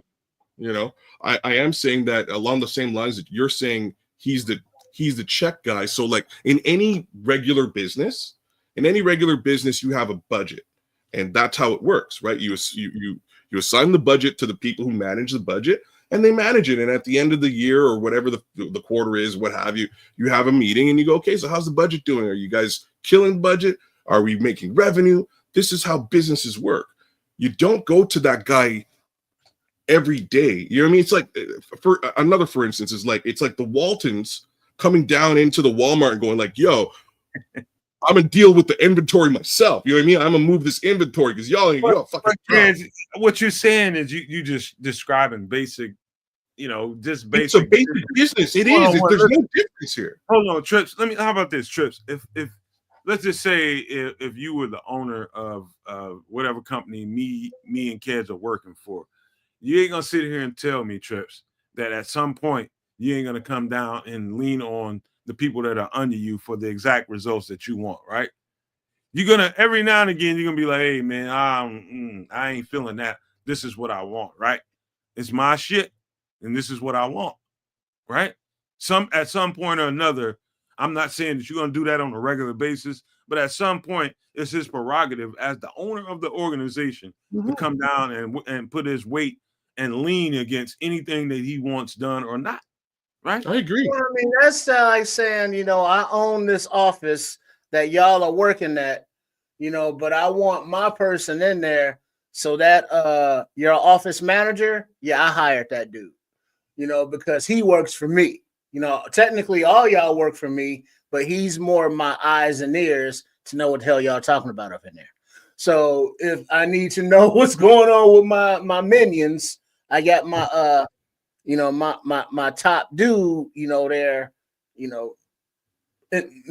calling my influence. But now if George, like, that's why I brought up earlier when George was involved in that meeting to fire Flus, it's like, what the fuck is George doing up in there? CC him on an email, send him a text or some shit. But he don't need to be up in there because this is like some football shit. And he keeps saying he's a fan. He don't know nothing about football, but he always up in the football shit. But what if, hey, Trip, what if Eberflus tried to run around, tried to end around to get out of what Post was putting down, and he went to Kevin Warren, and Kevin Warren was like, hey, give me about 15 minutes. I'll meet you here in your office. And Kevin Warren was like, Mr. Eberflus, your requests are falling on deaf ears, sir. No, but what if he, at the end of the day was told, you know what, I ain't no way to get out of this with Matt Eberflus unless I bring the owner in here in this meeting with me, and then he'll get it. But theoretically, the coach is under the general manager. So if the general manager wants to fire the coach, the owner ain't involved in none of that. You know what I'm saying? The team president, you advise him, but he ain't involved in none of that, because the hierarchy, and it's like, oh, well, you're in charge of those minions and you're in charge of those minions. You run that shit. The fact that George is so involved and it's like Matt Eberflus has had the golden parachute, not the golden parachute, but the golden ticket while working in Hallis Hall that he could do no wrong. That Poles is looking at us like, what the fuck is this dude doing out here with this talent that I'm stocking him, and he keeps losing these games? What the fuck, bro?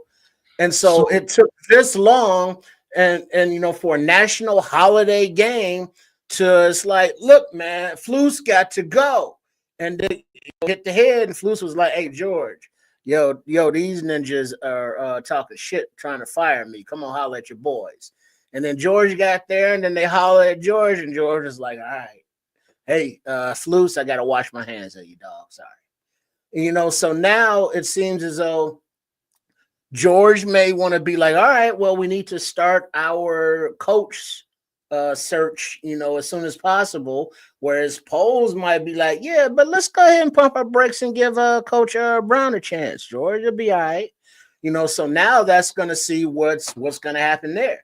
If Poles likes Brown, will Brown stay? But if George likes, I want to bring in a Vrabel, does that happen? So yeah, that's hold on. Hey, Trip, you make George sound like he's somewhere on a river or a lake somewhere on a paddle boat, blowing fucking bubbles and shit. And that's just what the life he wants to live, and that's the world he wants to live in. Hey, don't tell me about anything. I don't want to know about shit unless I need to know about it. I hired you guys to do the job. I don't want to fucking get in it. I'm not a football guy. Let me get on my paddle boat and paddle the goddamn river. Right. What's funny about your analogy here is it's not a paddle boat, it's a scooter. That's actually what it is. It's legit.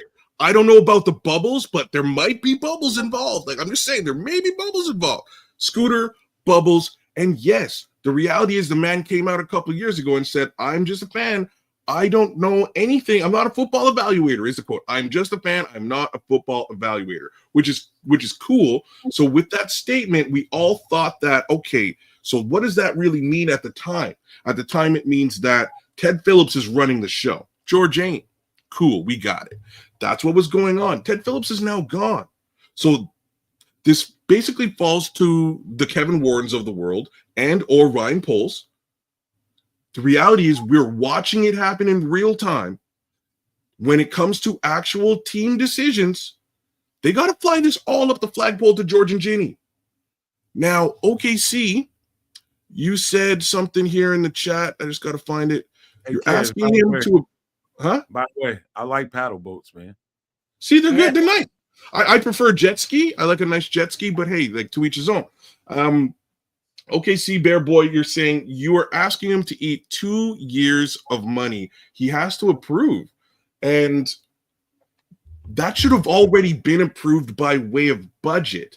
He does not, like, in no business on the, like, outside of the Chicago Bears, does, like, the VP come down and go, oh, like, you fired the janitor? What the fuck did you do? Why did you fire the janitor? You don't have to go up the stream to the owner to make simple, standard, regular business decisions.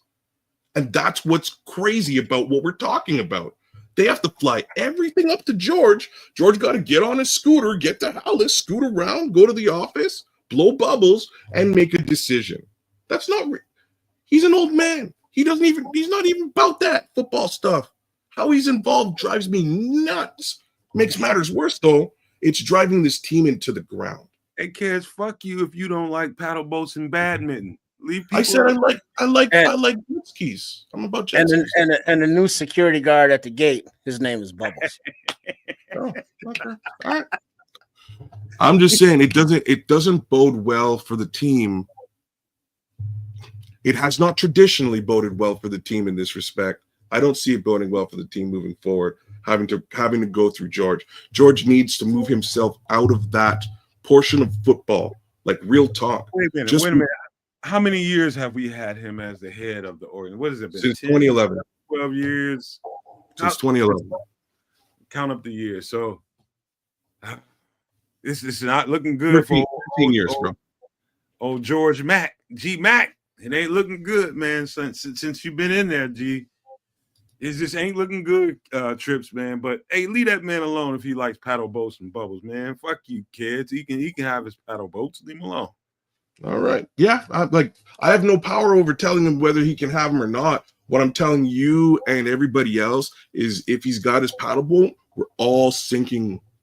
All real right. simple. So here's what we do to wrap this up, man. We got a situation. That I think it's probably about 50. I say it's about 70-30 that people think we're going to go outside the organization and hire somebody else, no matter what Thomas Brown, no matter what Eric Washington does. I think it's about 70-30 people thinking that we're going to go outside. It's going to be a full-on, I know it's going to be in the media, a full-on coaching search. But the opportunity for Thomas Brown and Eric Washington to keep this job and keep continuity of what they have going on right now. I think that it's not bad what they have going on. Matter of fact, I think it's more good than bad. I think the record would reflect that, minus this head coach, minus some decisions by the old offensive coordinator. I think we're looking at a different record. I think we're looking at a different prism altogether because we're looking at a different result, right? Well, it's interesting because the way that Flus is fired, so the media, kind of, I guess, led the way. It's like, well, Vrabel, I can never say that dude's name. Ben Johnson, the Canellis or Sirianni, whoever the fuck, all these names that they're throwing out there. It's like, oh, we need to interview them or bring this guy in. But it's like, hey, what about the guy we just elevated, the interim guy? Well, interim guys never make it, and he was just a goddamn passing coordinator. He's not head coach material, blah, blah, blah. But if the offense and specifically Williams can look good and they are cohesive and he makes those situational play calls, I think that would open up eyes to be like, well, I guess we could just keep this guy. But then there's the question of, well, why don't we keep Brown as the offensive coordinator and then bring in like a head coach? And it's like, well, then you got a head coach who's coming in, inheriting a staff that he didn't hire. And now we're right back into that same goddamn cycle again. So now if we're going to break the cycle, if Brown looks at all decent and can communicate and get the best out of these players, you bring him back as the head coach to keep that continuity, so to speak, as opposed to bringing in another head coach who's going to want to bring in his own offense. And now we got the rookie quarterback who's no longer a rookie, learning, from his third offensive coordinator, second playbook. And, it's like, no, fuck that shit. We got to throw some curveballs into this cycle of suckage and get out of the suckage by doing a few things a little differently that looked promising. It's like when Lovey was coach, he goes 10-6. Oh, let's cut the fucking losing coach. Yeah, there's a good idea. And where have we been since? Let's do some things that go against the norm that maybe winning fucking organizations do. And now that George has his direct link into, I don't know if Simo is one of those guys or not, one of the plants, I don't know.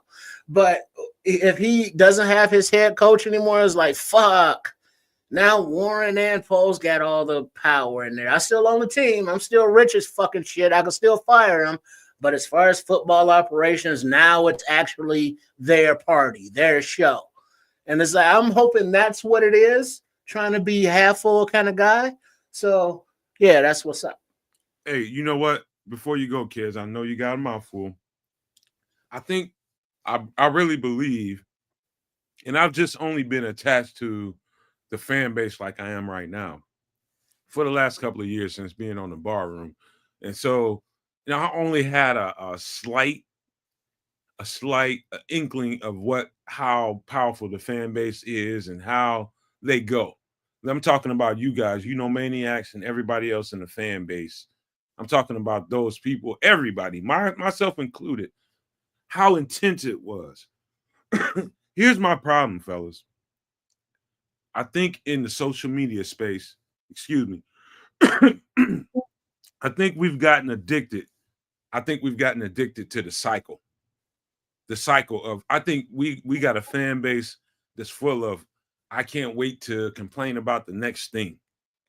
It's a whole bunch of, okay, we know what it's going to be. Every 3 years they're going to do this, and let's just feed into that cycle. They're gonna fuck this up, and we're gonna be right here in the same place every couple 2-3 years.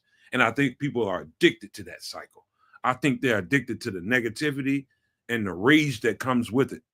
I really believe that. That's not pointing any fingers at anybody in particular, but I think if you think about it in a social dynamic, I believe that people, based on patterns, fall into that. And if it continues, we're talking about years and years and years, decades of the same kind of stuff. I think people fall into that same pattern, and they can't wait for that shit to repeat itself so they can find their role in it.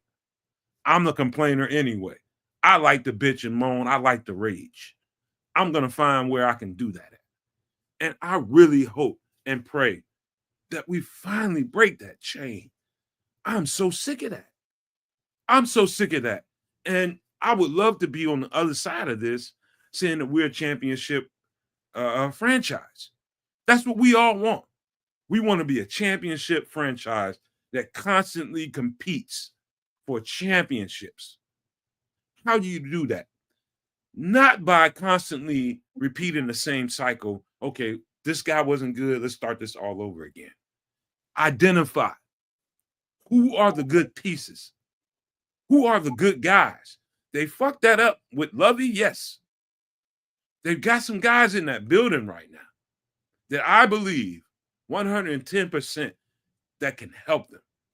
If we just abandon those thoughts and not identify those things, we're gonna hit that same cycle. Caleb Williams ain't gonna be shit. The Bears ain't gonna be shit in the next 3 years. And on that note, there was a comment I just saw. Somebody said, well, what if Brown, OKC Bear Boy, who says Thomas Brown wants Eric Washington? Well, I mean, nobody's saying that. And if he don't want him, Washington ain't got to stay. Washington isn't the primary focus on the development of his team, as is the offense and the goddamn rookie quarterback. Yeah.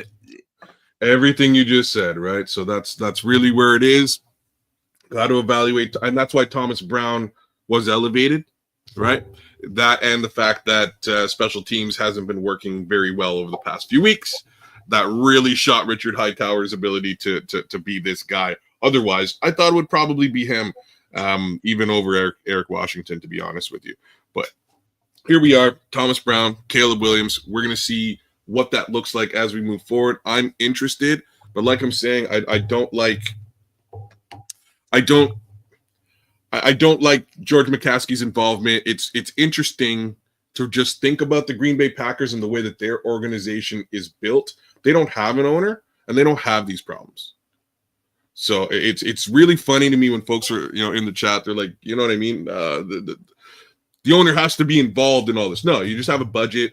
You manage the budget. Oh, Matt doesn't work here anymore. Why? Yeah. Oh, okay. Well, I guess he wasn't doing his job. You happen to embarrass us live and direct, nationwide. So I'm with it. But you know what I mean? Like he really doesn't. It's his money. There's a budget. Utilize the budget as such. And that shouldn't require constant communication with this guy who knows nothing about football. I just before we close this show, I'm gonna reel in that conversation and kind of restart it or re-rack it, as not Trips, but Flu said that was his reason why they did what they did in the last seconds of the game, re-rack the play. That was a fucking idiot. Whole ass bullshit, wasn't it, man? I think I need to say this one more time so that it hits home and so that people understand what I'm saying. I believe, and I'm going to pass it on to you for some pleasantries, Kedz, in just 1 second, that I think the fans, and that includes myself, I'm not omitting myself as somebody, separate from the fan base. I'm just like you guys. And I'd say that for everybody. I think we all are.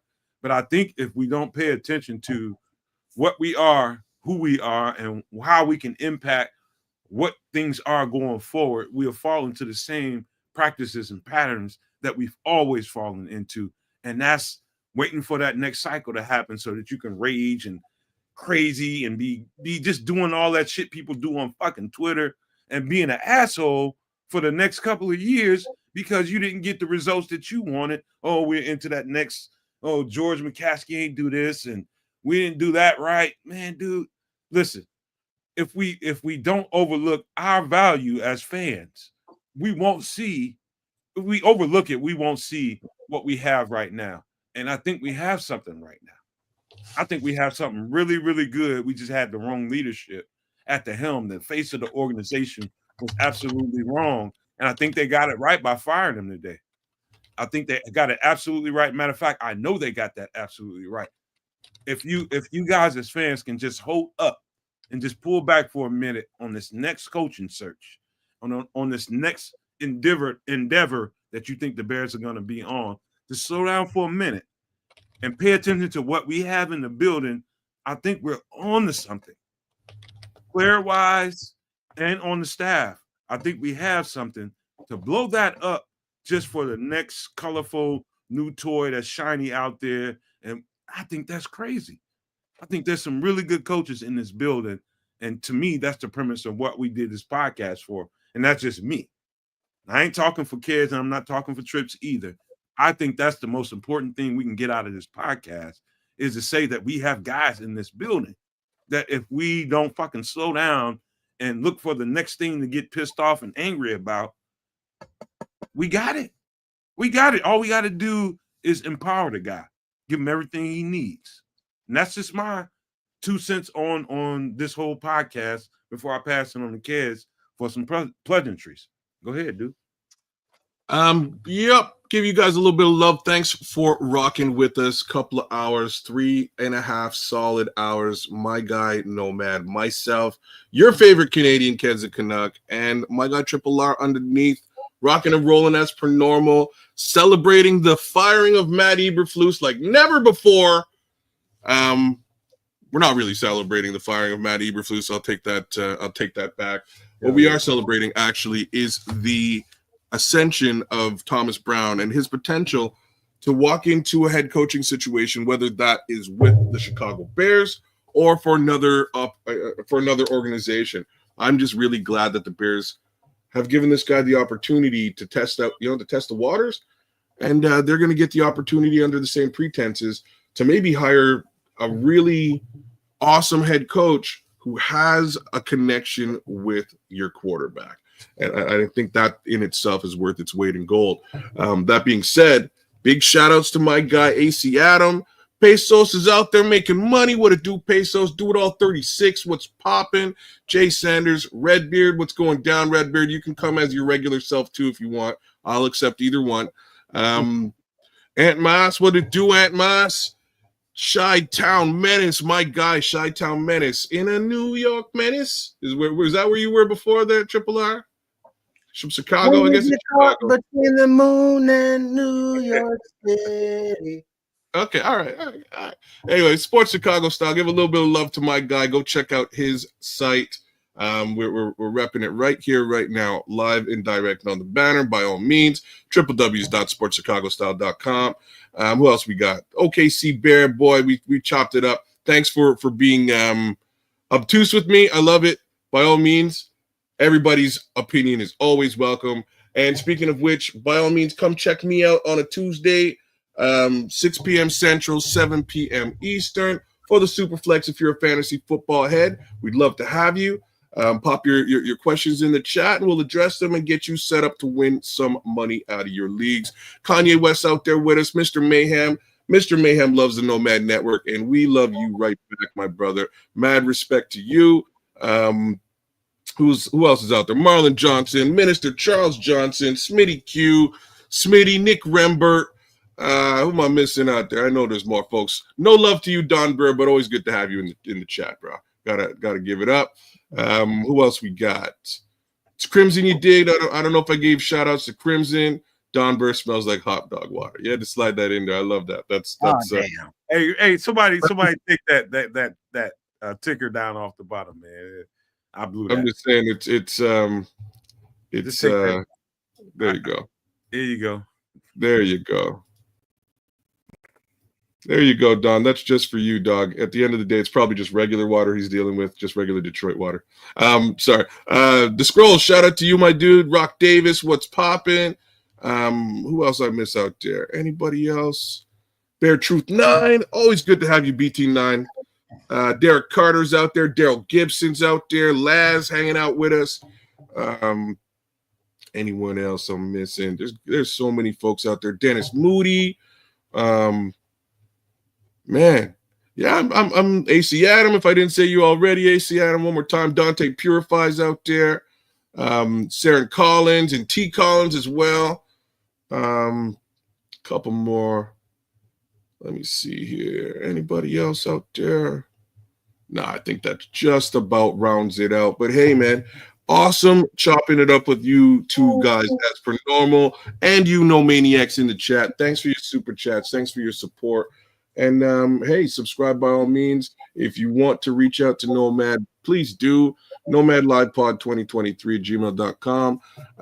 Hit them up. You might wind up on the show, sort of like FFG.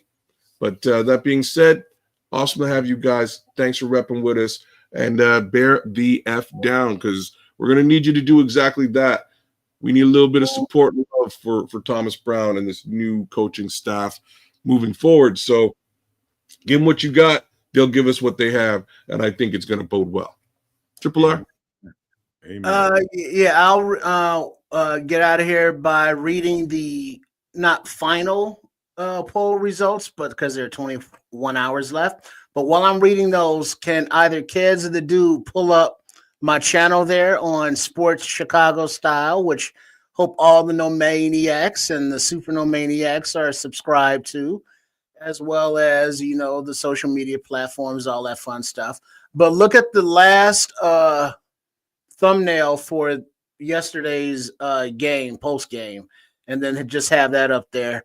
While I read the results, how many games, or the ongoing results, how many games does Thomas Brown have to win to be considered as the HC for the Chicago Bears from now on, as found on the Twitter page? Win all 5 remaining games has 20%. Win 4 games has 15%.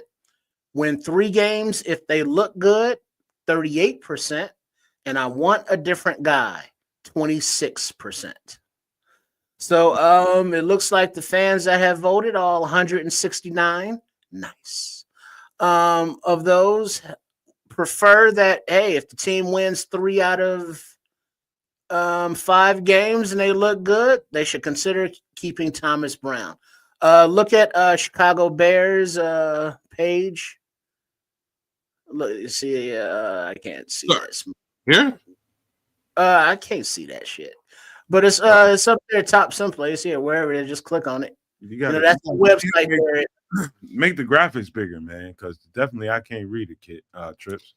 Well, I mean, he's got it small on Did the that screen. make it any bigger for you guys? I can't see Well, it. just click on the Bears page. Mm. It says I can't tell you what the hell it Oh, I says. think I got you. Hold on. Subscribe to the channel before I find you and choke slam y'all now. Subscribe to the damn channel. Help them out, man. We always look out. You see it at the top where it says right there, something about the Bears. Yeah, there you go. Now scroll down. Scroll down. And now look at that thumbnail for tell me if it's not apropos. Because that's French. Wait, where'd you go? Put a fork in him, y'all. Leave it to your ass for that shit right there. Put a fork in him. He's done. Jive ass turkey.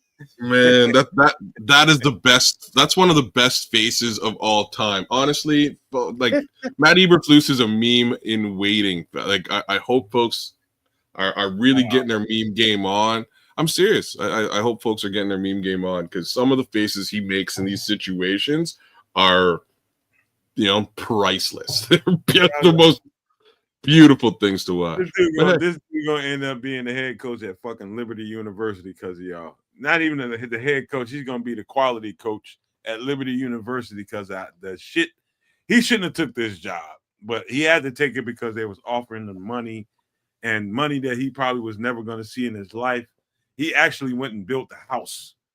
He went and built a house in Chicago, which is a good investment because up north in the Midwest, up and away from all the climate disasters that can happen in the country, a lot more people are going to be moving up this way because in the near future, boy, I'm telling you, the climate change is going to really force people up and away from the coastlines and anyways away from any kind of, Tornado Alley is right beneath us over in Oklahoma and Missouri and places like that. It's right there beneath us. And, this is prime territory up here. So, Flus, that's actually a good fucking investment. I don't know that you should be living in there. You should sell it. Man, Flus he ain't gonna be able to afford that no more. Yes, he got another year worth of salary. Cut back a little bit. You know what I'm saying? He got another year worth of salary. He'll be all right. He'll be okay. Yeah, you need to sell a whole lot more honey. You need to sell some. You need to sell that. You need to get in the honey game. Sell some honey. Let's just say it was he'll never be able to live there, like Tripp says, to afford that lifestyle in a couple of years. You don't know nothing about the honey market though. I do. Right? You can make they make a pretty penny with those apiaries. I ain't gonna lie to you, I don't know shit. If you got that organic, we can charge a mint, dog. Got that honey money. That ain't even a joke. So it might have been a pretty good investment, right? So no, I'm fucking around. It's a joke. Not that much. He ain't making no money It's off a good of it. investment for the earth, the environment. It can put a little change in your pocket, but it ain't paying for that North Shore estate that they kicking back at. Yeah, so listen, man. Great show, testy, spicy, just like the Nomad Network you love and like. Gave it to you the way you wanted it. Here late night, nobody's out there. It's just us. On a Friday night, on a Black Friday, everybody's enjoying their holidays. And guess what? Look up at the clock. We gave you damn near 4 hours worth of content on the fly because we had a fire in Chicago that needed to be talked about. We didn't give you a quick video. We didn't give you a quick, hey, I think, all that kind of stuff is good for some channels. Good for them. But that's not how we operate. It's comprehensive over here. And I just want to say I apologize to FFG Style for not getting him on the show tonight because my plan was to do it, but it got so the way we like the Nomad to be. Yeah, it got intense. This is a regular Nomad at night show where it gets a little intense. And I couldn't find the time. That would have just been one more person to add to the whole bunch of crazy that was going on the show, man. It was fun. I enjoyed doing it. All respect to my brothers right here, Kedz and Trips. Respect the shit out of these guys more than you will ever know watching this podcast and listen to the commentary that we come up with and the back and forth. There's a lot of respect here. A lot of respect here. And I love these brothers, man, straight up. And I enjoy doing podcasts with them. But with that being said, just remember, some extra sauce on Wednesdays at 8 p.m. Central. Become a member for $4.99 a month. Join right now. We need your help. I would love to see more memberships, man. I really do, man. Because I'm probably gonna be moving from Instagram and Twitter to I'm just telling y'all right now, we're gonna probably move to Blue Sky and Fan Base. Why? It's because there's more population there. And I don't believe that Twitter is a good space mentally for a lot of people. And I don't really want to be there, be quite honest with you. And I don't know how everybody else, I speak for myself, not Kedz and Trips. I'm talking about for myself as a podcaster over here doing this network. I don't know if it's the best place for you. It's very negative and vile over there. And I don't want to contribute to that. And so it's really a morality issue for me to make a choice to move the podcast from Twitter to another space. Not to say that, everybody on Twitter, everybody doesn't feel that way.